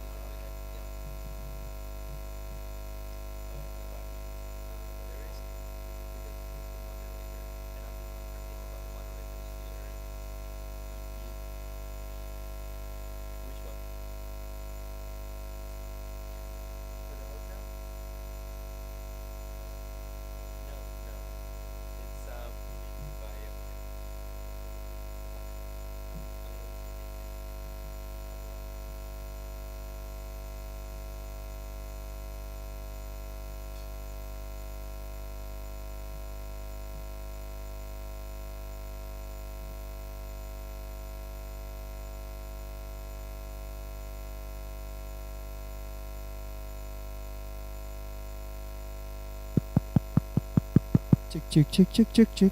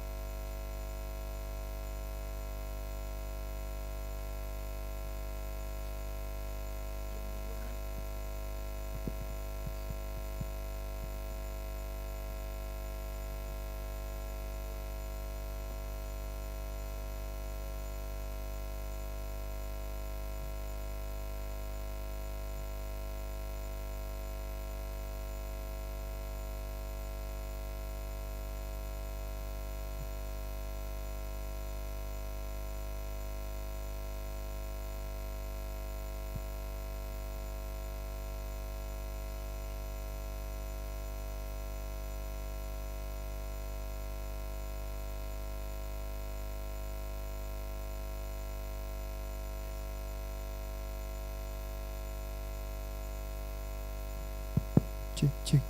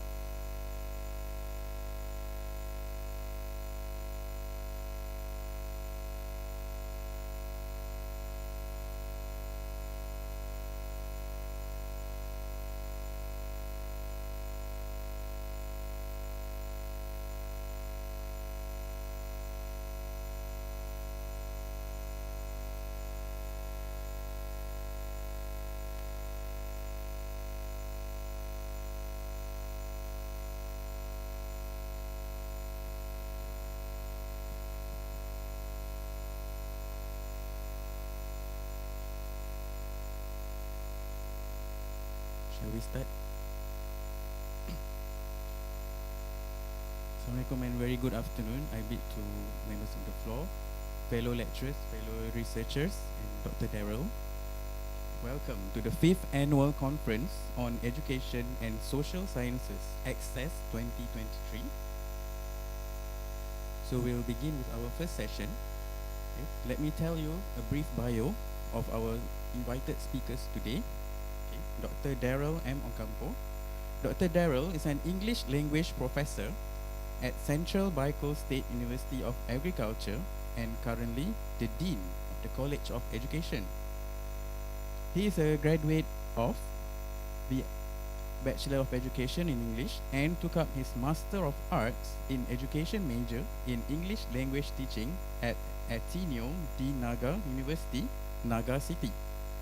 He pursued a degree in Doctor of Philosophy major in Language and Literacy Development at the same university. His research interests are linguistics, pragmatics, stylistic, and discourse analysis. He published his research works in different international peer-reviewed journals and presenting them in various research fora. As the college dean, he ensures to establish a forward-thinking approach to the students, thereby offering them a lifelong learning needed in the context of the new normal. Okay, so without further ado,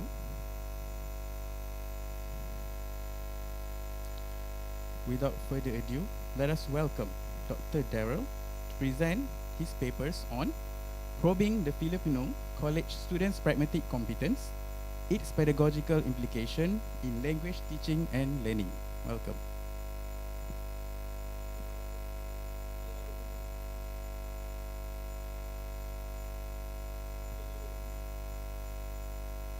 Yes, we can hear you clearly. Doctor.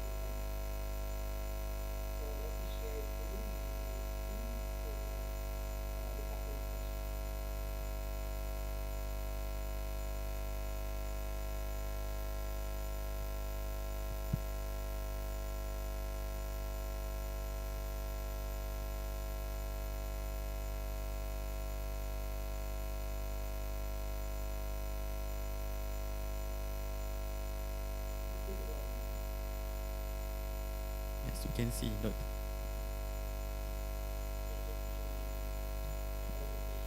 Yes.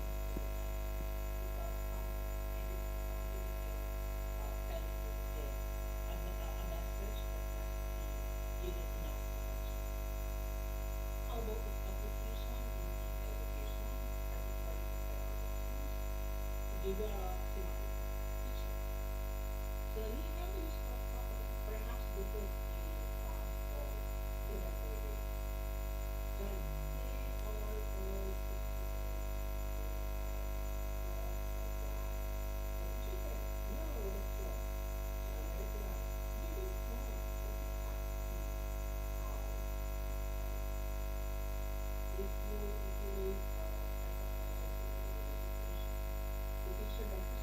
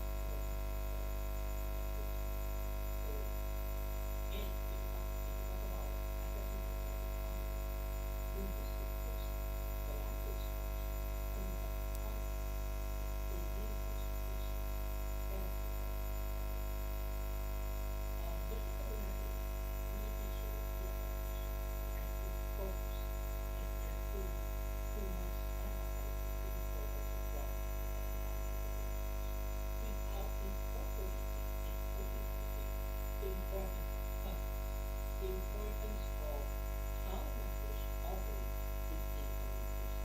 And that's in truth and both difficult to admit, but that's the reality. We're taking time to ingrain in teaching technicalities of grammar, vocabulary, etc., to the extent that we are losing one very important aspect in teaching English, and that is how language, English language, operates within the communication.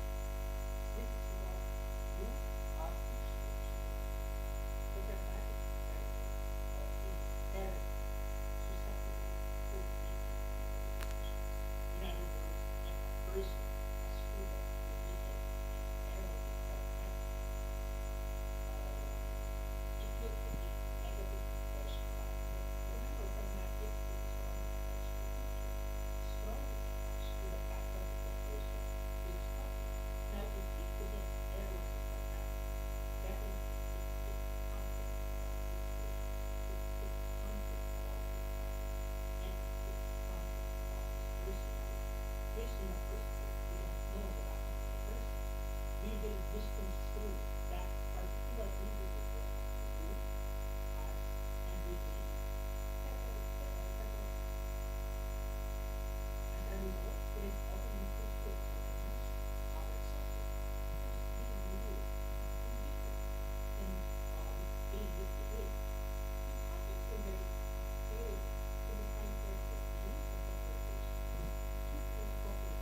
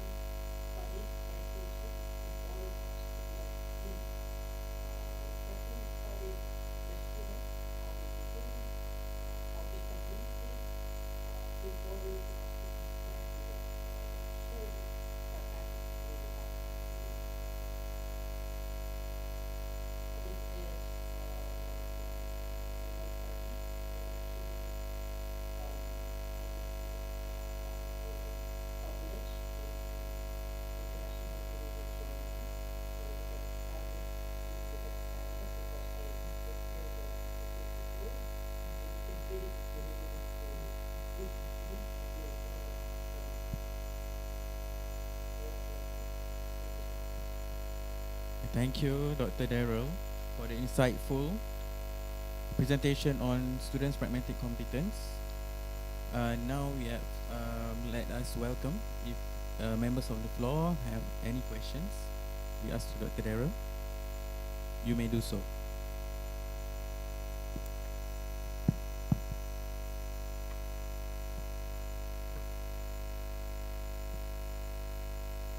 Any question?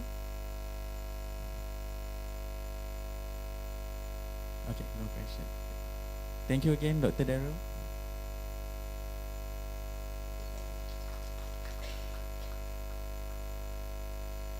Now let us move to presenter 1.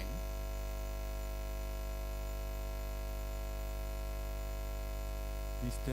Muhammad Noh bin Mustafa Hussein and Maslawati binti Muhammad, who will present paper research entitled Enhancing Reading Comprehension for Underprivileged Malaysian ESL Secondary School Students, a Module Development Approach.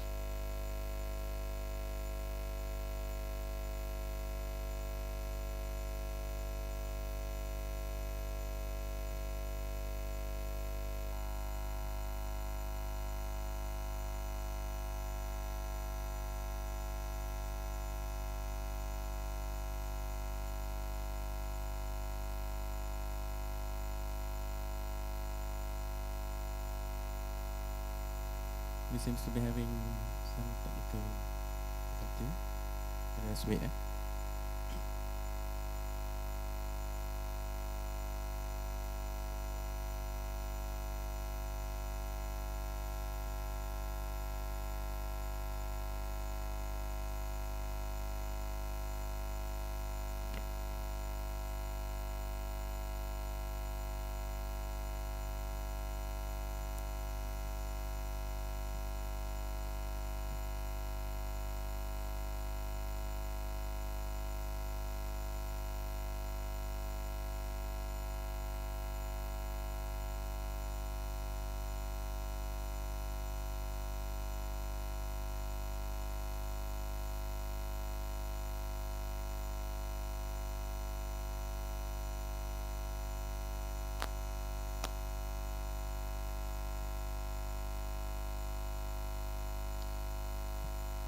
Presenter 1, you may come forward.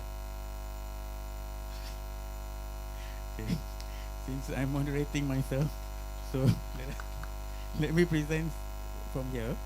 Okay, so the title would be Enhancing Reading Comprehension for Underprivileged Malaysian ESL Secondary School Students, a Module Development.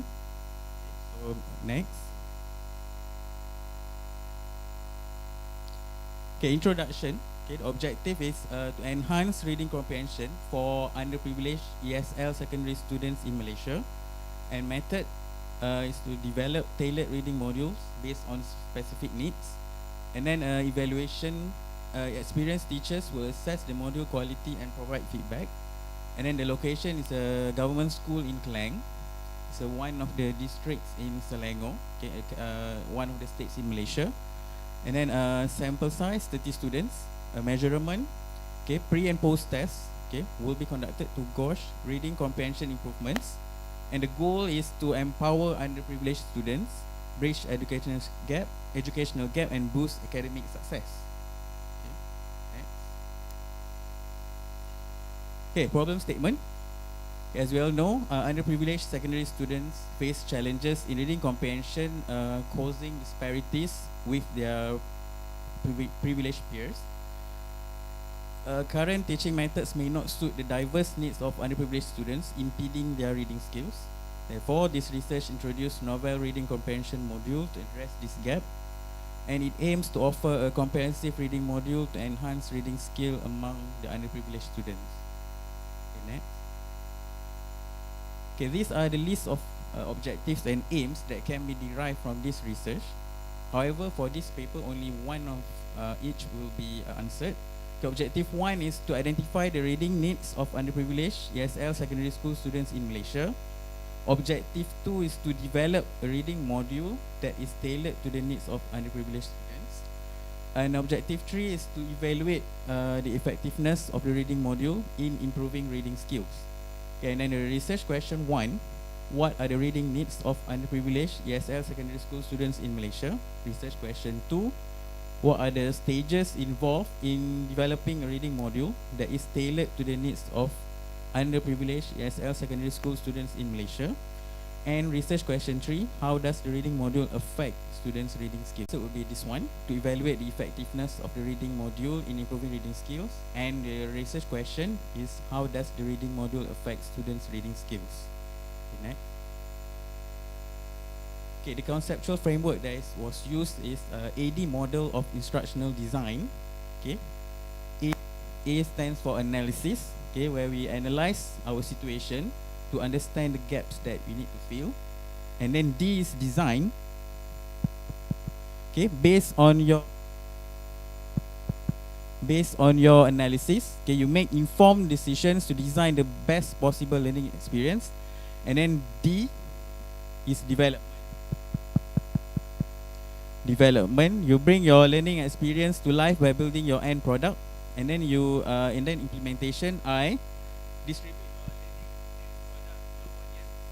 Okay, and then evaluate your learning end product effective, and you make any necessary updates, and then you cycle back to the analysis phase.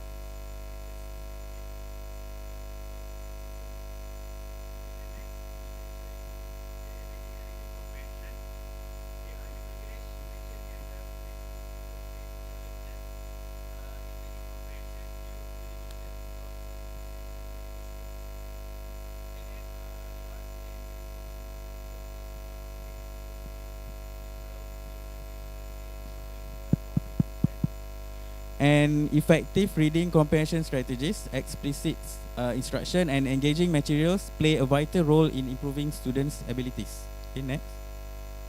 Okay, based on previous studies, okay, we note that existing module for reading comprehension are kind of limited and very ineffectiveness.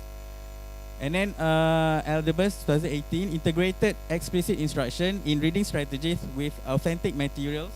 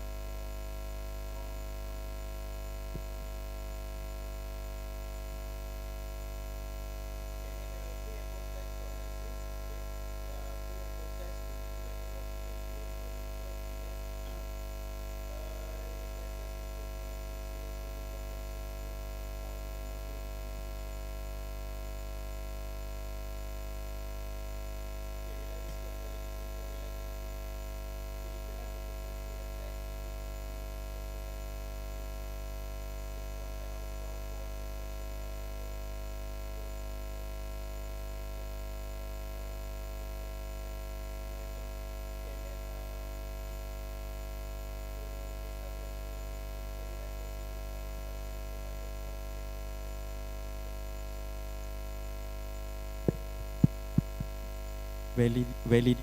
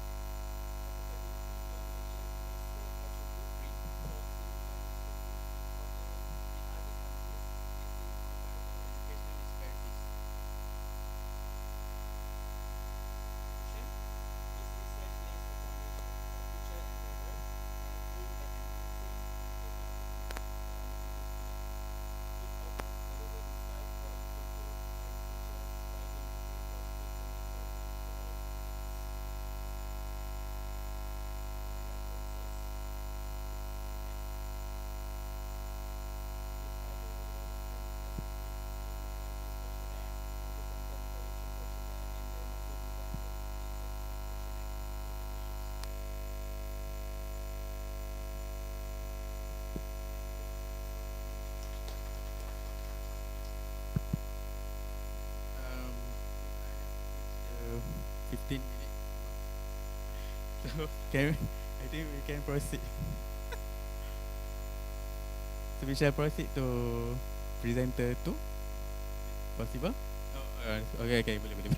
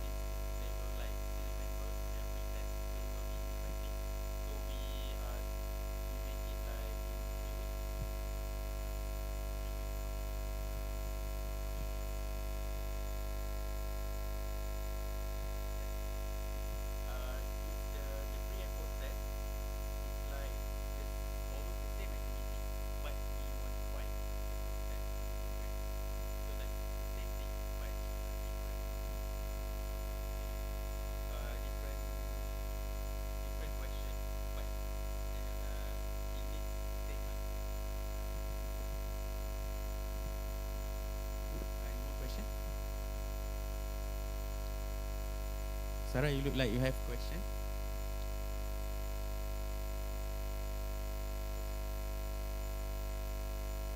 Okay, thank you everyone. Okay, move on to next presenter 2. Maizatul Sarah binti Yusof and her corresponding lecturers Nur Ainil binti Sulaiman with the papers entitled Incorporating Teaching Learning Materials in the English Language Classroom, a Narrative Inquiry on Edufluencers Textual Cycles. Okay, let us welcome Maizatul Sarah.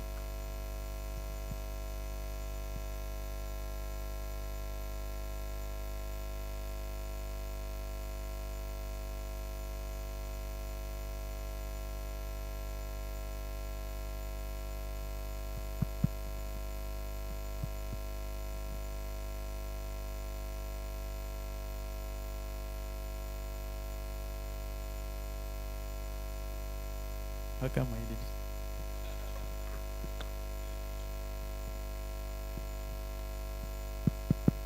Test.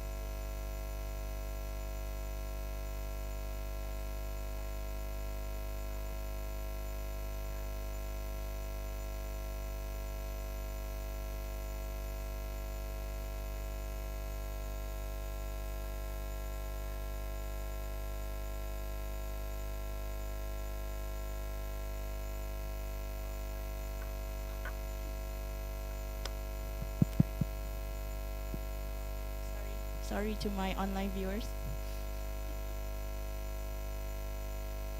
Okay, so let me get back. So you can see this in this timeline where you can see the progressive role of English throughout the years from pre-independence up till now. And towards the end of the continuum, you'll see the SBELC, or Standards-Based English Language Curriculum, which is still in play now, which according to the Ministry of Education seeks to improve students' English competence as well as to aid the acquisition of the language used for daily life, the acquisition of knowledge, and the fulfillment of future demands.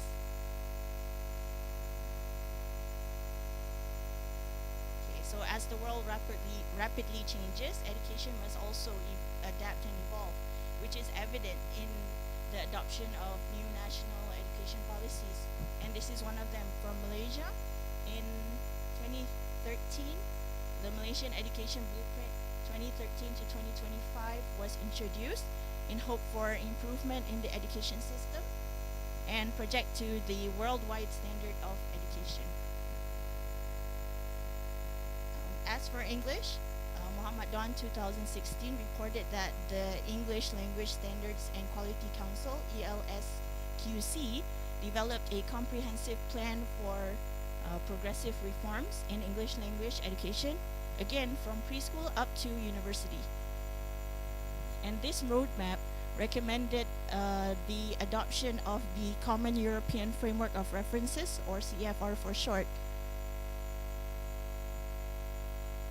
to align the English language education to international standards and to be used as a framework for curriculum development.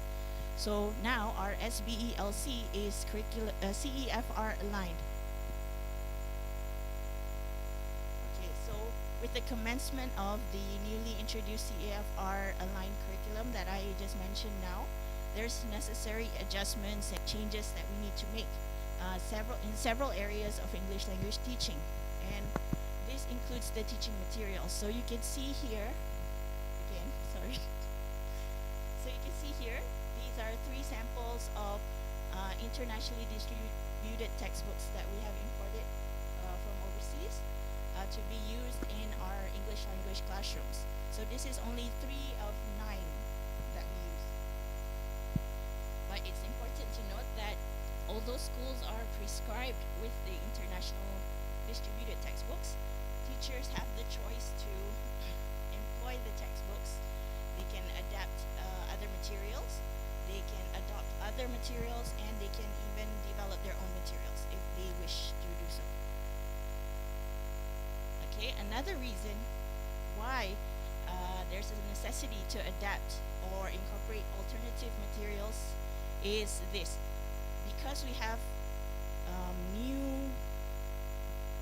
because of the CFR aligned curriculum, we have new materials, we have new structures for lessons, and we are also introduced with new documents. So this is one of the new documents, which is the yearly scheme of work, which includes detailed lesson outlines of what to do. So what the ministry does is provide a detailed lesson outline where they also suggest materials that you can use, and they might provide the page of the textbook to be used in the lesson.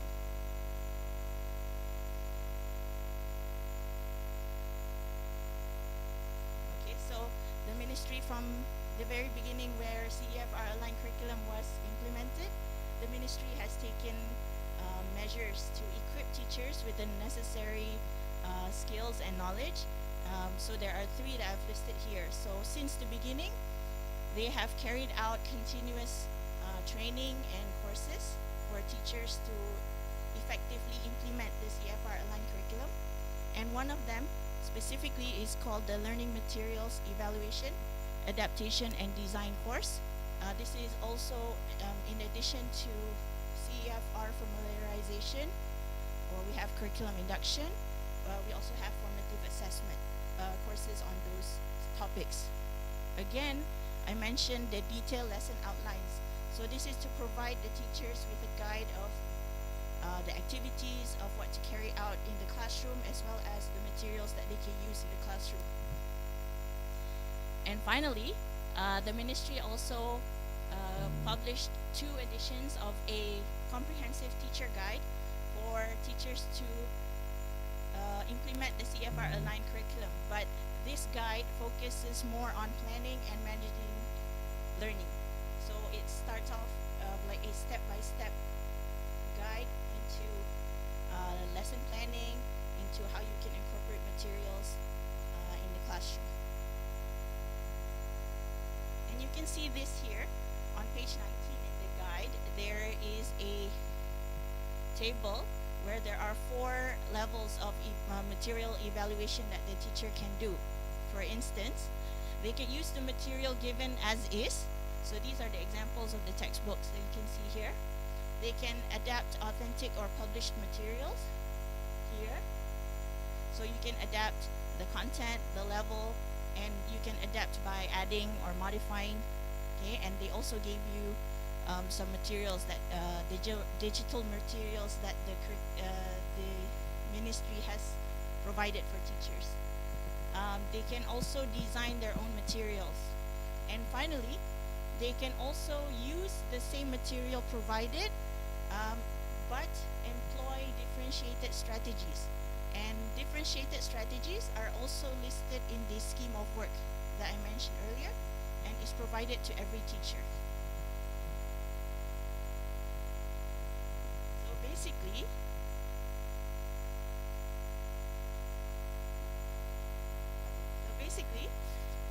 this selection of texts, what is done to them, what texts enter the classroom, what is done to them, any activities that revolve around them, is referred to in this study as the textual cycle. So what's interesting is Bhattacharya in his paper talks about how the textual cycle gives nuances to the policy being implemented, and it plays a significant role in defining what school knowledge might entail. So I'm sure many of you are wondering what edufluencers are. In Malaysia, we have teachers who are coined edufluencers. Since 2019, there's a government unit called Education Performance and Delivery Unit, or PADU, and they advertise for edufluencers every year. So I think this year we are looking for our third cycle of edufluencers. So who are edufluencers? Edufluencers are teachers who have a prominent role in the educational field, and they are also influential in their social media presence. Okay, so once they get selected, they are appointed as the voice of the Ministry of Education to other educators, to students, as well as to the public.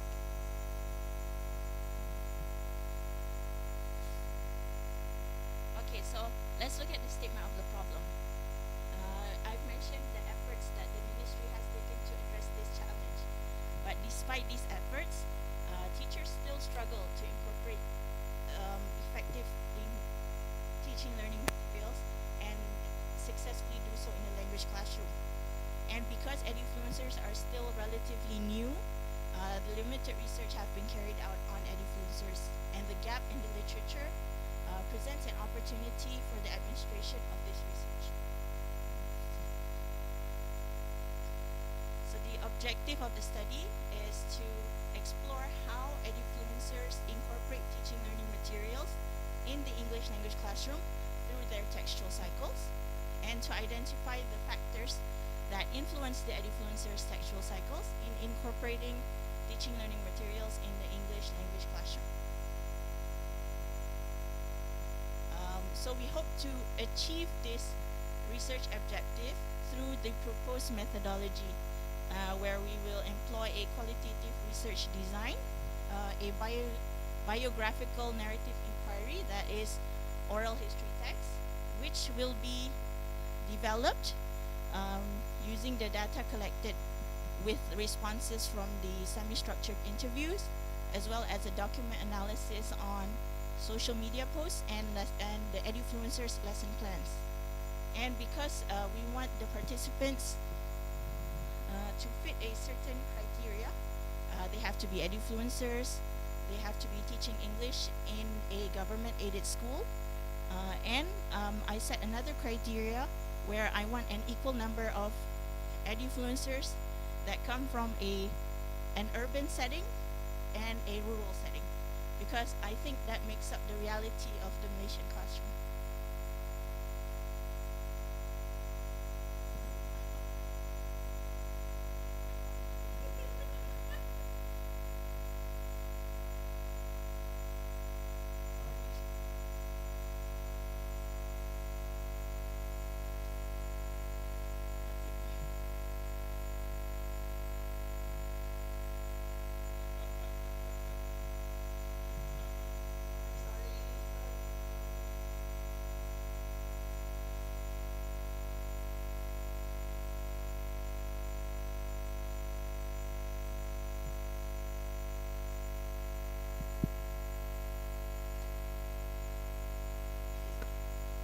Excuse me. Sorry, first is my nerves, second maybe my health. So let's look into the literature review. There are three recurring themes that I want to talk about. The first is training and support, sorry, I missed out the N, in learning materials, evaluation, adaptation, and design. The second is the perceptions of imported textbooks. And finally, materials, adaptation, and design in the Malaysian English classroom.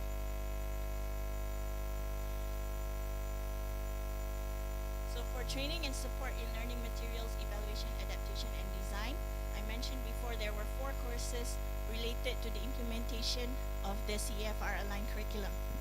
And you can see Abdul Aziz et al. And Ong and Ahmad Tajuddin, they focused on the process of cascade training sessions as a whole. So this training had a cascade model. We had trainers come in from Cambridge English who trained master trainers who were among teachers in Malaysia and some lecturers in in teacher training institutes. And these master trainers would train district trainers, would then in turn train teachers at ground level, the teachers in school. Okay, so they looked at that whole process. However, Ong and Ahmad Tajuddin, they looked into the dissemination of the 4 courses collectively, while Abdul Aziz went into detail about each course and the process of the cascade training. But both found that the aspirations of the outcomes were short-lived because the quality of the training declined down the cascade. When we went for training for master trainers, when they go for training, they go maybe for a week. When it comes to the teachers, maybe they'll get 5 hours or less, pretty much. So the information or the content has been watered down and the allocated time is too short. What's different about Ahmad and Kabilan in 2022 is they focused specifically on one course, which is the Learning Materials, Evaluation, Adaptation, and Design course. And they highlighted and supported findings, similar findings to Abdul Aziz, where they were afraid that teachers were afraid to adapt materials because they might be reprimanded by certain officers. So it may be differently played out on ground as it is implemented up at top. So, and Ahmad and Kabilan focused on how the perceptions of the selected textbooks led to the adaptation of the materials. So some teachers, they found that the materials were good as is, and some teachers, they found that they needed to adapt because they wanted to focus on getting it culturally contextual for their pupils. The next recurring theme is perceptions of imported textbooks.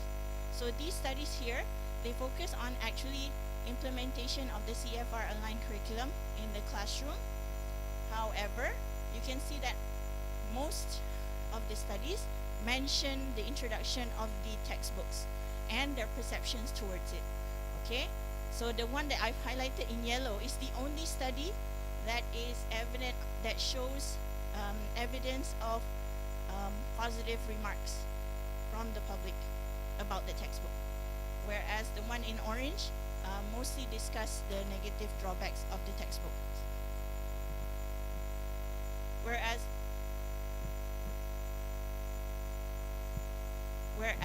these studies focus straight into the perceptions of imported textbooks. Let's start with the far left. Shak and his group directly discuss the issues and concerns that revolve around the textbooks. And most of the reasons, they interview teachers and they compare the cultural content of the imported textbooks to the local counterparts. And although they focus on different cultures enough, if you get to see the textbook, there are lots of cultures. They talk about people from Mexico, people that live in London, people in Australia. However, there was no coverage on local cultures. And finally, the theme, materials adaptation and design in the Malaysian English classroom. So most of the literature talks about the adaptation strategies proposed by scholars to address limitations of these readily available materials. Like I mentioned before, you can edit, you can add, you can modify, and so on. And one study that I mentioned before is also Ahmad and Kabilan, who talks about actual material adaptation practices in the Malaysian context. However, they did suggest further research because they had a limited number of respondents and it was focused on a specific context. For your information, they had only 7 teachers and they all came from a rural background, rural class setting, rural school setting. Okay, so first of all, this study can contribute to the policy evaluation and continuous improvement in the Malaysian education system. It can inform policymakers and educational authorities about the challenges and the successes of material incorporation. So I've highlighted pink for challenges, and once we identify the challenges faced by edufluencers, it helps us identify gaps for in-service training and support initiatives. So the concerned bodies of the government can design targeted training programs and support mechanisms to facilitate effective incorporation of teaching learning materials. And for successes, understanding how edufluencers incorporate teaching learning materials can serve as a valuable resource, especially if done successfully, because we can share the best practices and inspire others to follow suit.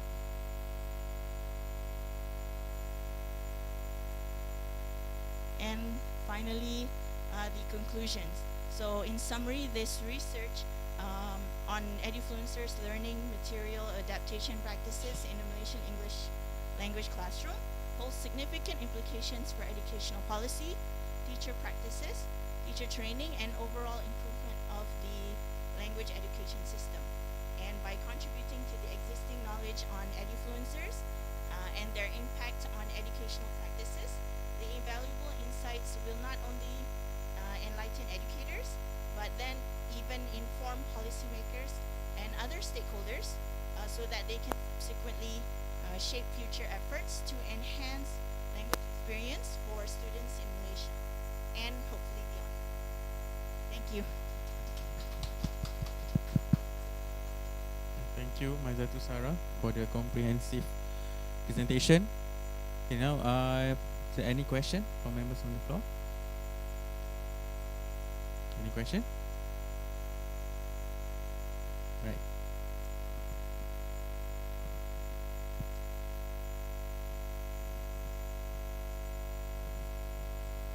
Personally, when I use it in my own practice, I think it's interesting because it exposes the students to a world outside their own.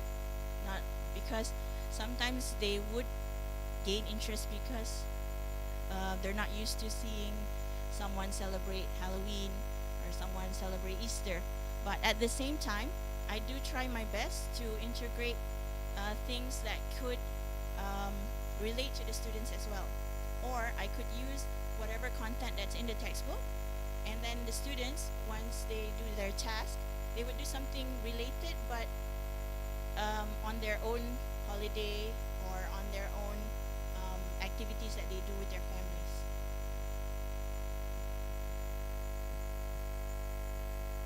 No, I don't substitute. I use what I have, but I also add on. Thank you, Dr. Izzati. Okay, another question? No. Okay, so we'll proceed to the next presenter. Thank you.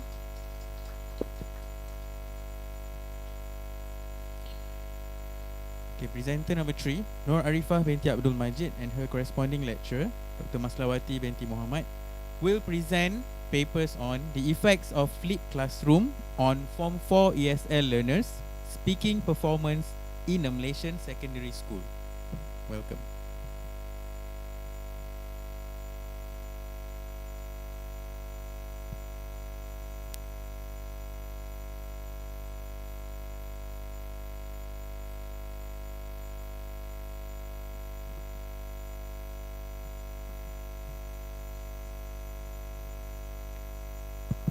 Do I need to use the mic?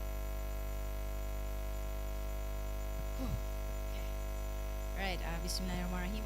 Assalamualaikum and a very good evening, everyone. I'm Nur Arifah bint Abdul Majid. Just call me Arifah. Supervised by my lovely lecturer, Dr. Mazrawati. And so this is today I'm going to share with you my paper entitled "The Effects of Flipped Classroom on Form 4 ESL Learner Speaking Performance in a Secondary School." So basically, Form 4, it's 16-year-old equivalent.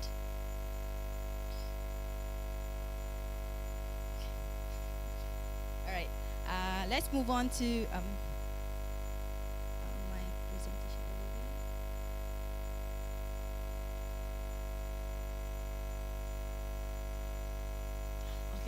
So this would be the the presentation overview for today. Next up. Okay, let's move on to the introduction. The English language is mandated at all educational level in Malaysia, like which include the primary, secondary, as well as tertiary level. And then here comes the 21st century learning, which actually focuses on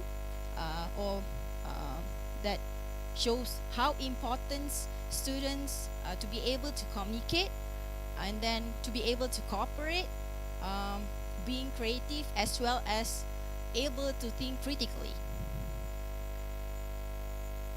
Okay, so in Malaysia, there have been numerous policies and programs to show that we actually try our best to make sure that, or to enable the students to successfully use the language in daily life, and as well as gaining knowledge and meet the future needs. This is cited by MOE 2013. And so there are also shifts in, as stated in Malaysian Education Blueprint 2013 until 2025. There are actually 11 transformational shifts, but my paper will be focusing on 2 shifts, which are the second and the 7th shift, which actually focus on improving English language competency as well as ICT. Next up, I'll be talking about the policy of flipped classroom. So basically, there is a policy of flipped classroom in Malaysia. So in 2014, MEB advocates the widespread of flipped classroom across institutions, which include primary, secondary, as well as tertiary. However, the implementation is quite limited to tertiary level only. So here comes the problem. Why speaking skill? Why flipped classroom? So there was a baseline study done in 2015. So and it is revealed that from 5 students, so 17-year-old equivalent, there were actually at level A1, A2, and B1. So if you could see here, A1, A2 would be basic user of English, and B1 would be independent user. So by right, so in Malaysia, they should achieve B2. Alright? Next.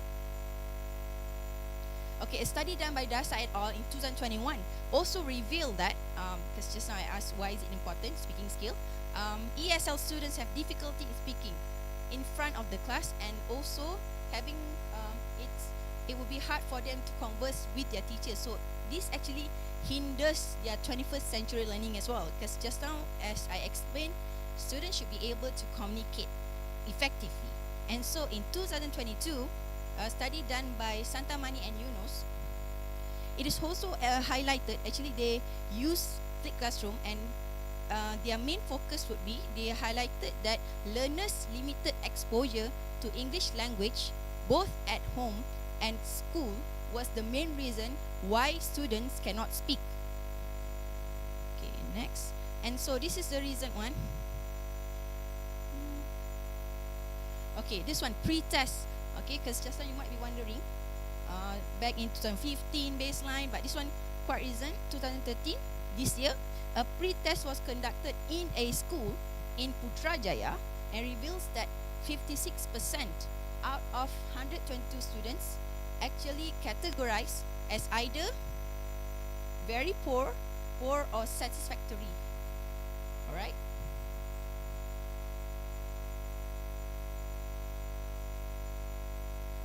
So here is the statement of the problem. Okay, move on.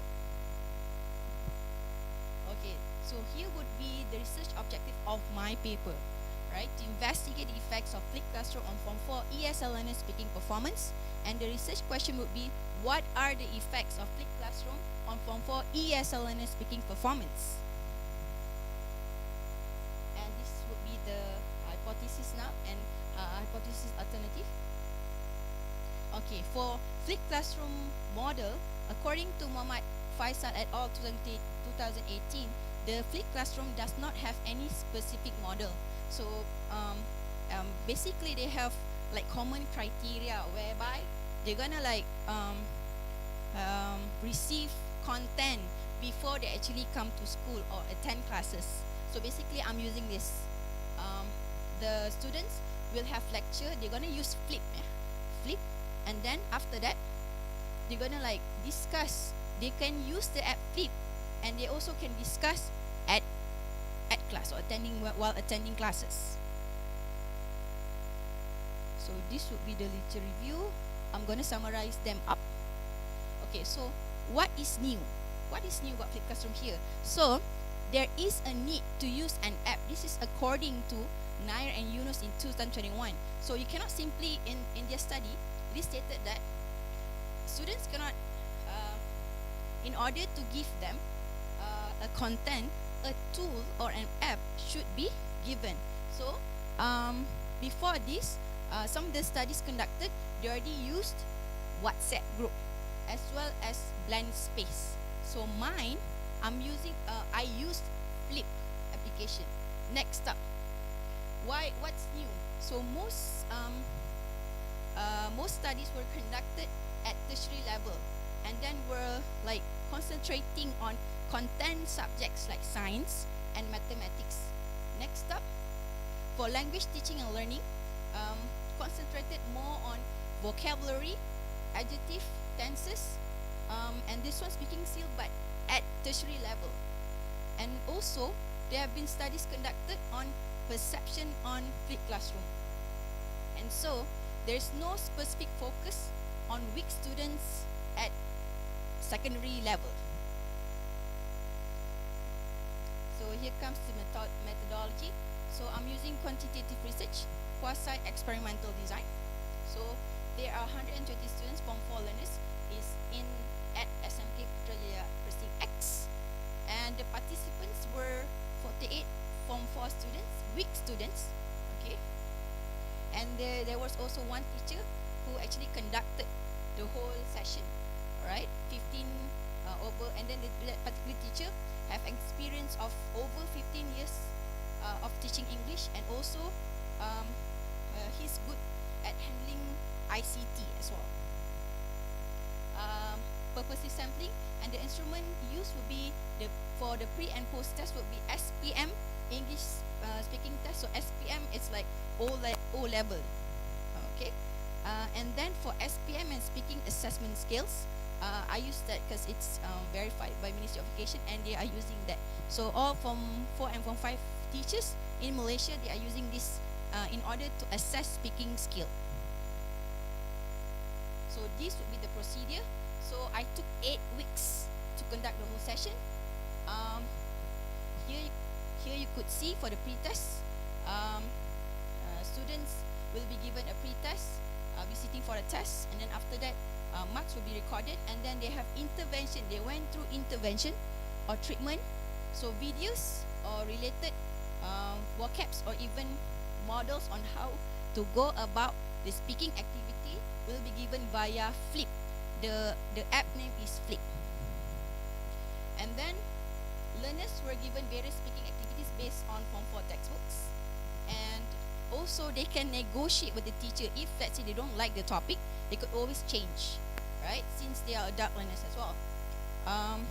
And then later, learners can present whatever they want to talk about based on the topic, and then they also can discuss it in Flip application.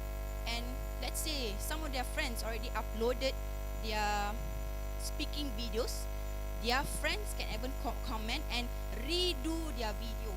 So somehow they can share on how to go about the activity. And then the post tests. And so for the pre and post test, I'll be using this one. This one based on SPM English Speaking Assessment. There are scores 0 until 24. Ranges from 0 until 24, and then the level of speaking performance will be excellent, good, satisfactory, poor, and very poor. Here is the scale. This would be the example of pre and post tests for the students.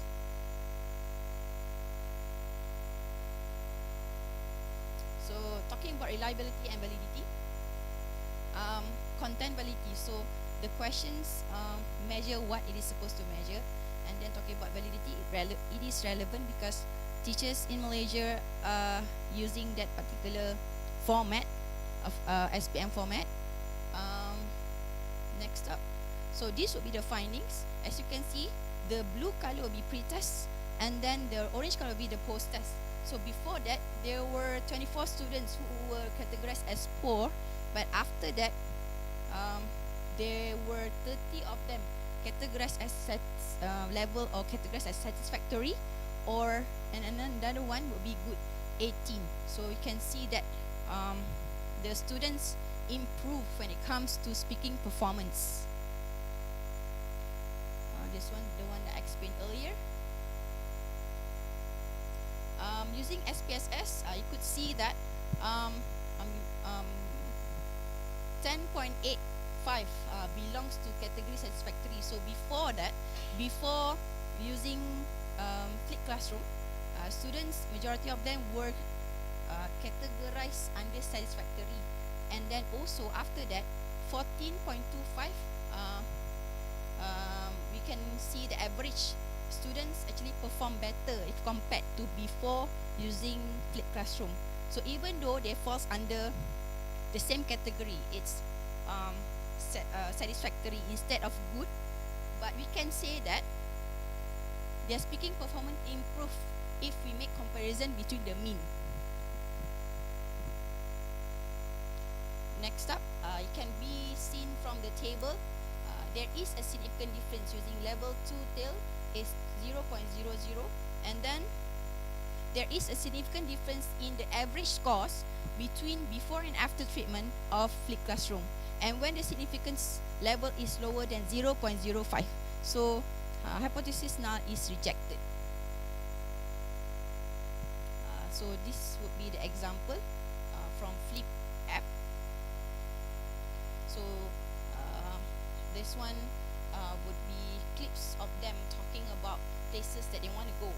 So you'll be surprised because they are actually weak students, but they try their best to speak. So I would say it's a good platform for them to try their best. It's like some of them said that it's once they already posted something, so and then they already watched their friends already posted something on the app, so they might feel that it's theirs would be not so good if compared to their friends, so they will retry and upload a new one. So about the discussion, flipped classroom is effective in increasing weak ESL learner speaking performance. If we refer to the score, there is an increase by 3.396, and also it is flipped classroom also contributed to learning success through students as students generally we could see they advance to the next level from poor to satisfactory. Next, this result also in line with past studies conducted, and then H null is rejected. And then from observation, it can be seen that students they participate more in the classroom, and then they actually spoke more in the classroom, even though sometimes the grammar might go haywire, but at least they try. They are brave enough. Okay, next up, they volunteered more, and then we could see also increase in speaking duration. And here we could say that during the class, you could see that students can collaborate more, and then they also brave enough to ask the teacher on topics and negotiate with the teacher on topics they would like to talk about. And then not only during the classroom but also outside of the classroom, so increased speaking opportunity, hence their speaking performance you can see increase in speaking performance. And as for the conclusion and implication, it is effective in enhancing speaking performance, especially for the weak ones. And then the finding of this research consists of important implication that could help those who would like to try. And then it is also a positive paradigm shift. So now we are currently moving towards post-pandemic. So why not use this platform to marry the two? As in now we are having face-to-face or like physical class. Why don't we combine them both? Okay, next up. Similarly, this approach enables learners to have quality time within as well as outside of the classroom. As I mentioned earlier, the main problem is students do not have enough time, so we can use this platform as well. And as for the suggestion and limitation for future studies, could try flipped classroom in other types of skills, let's say reading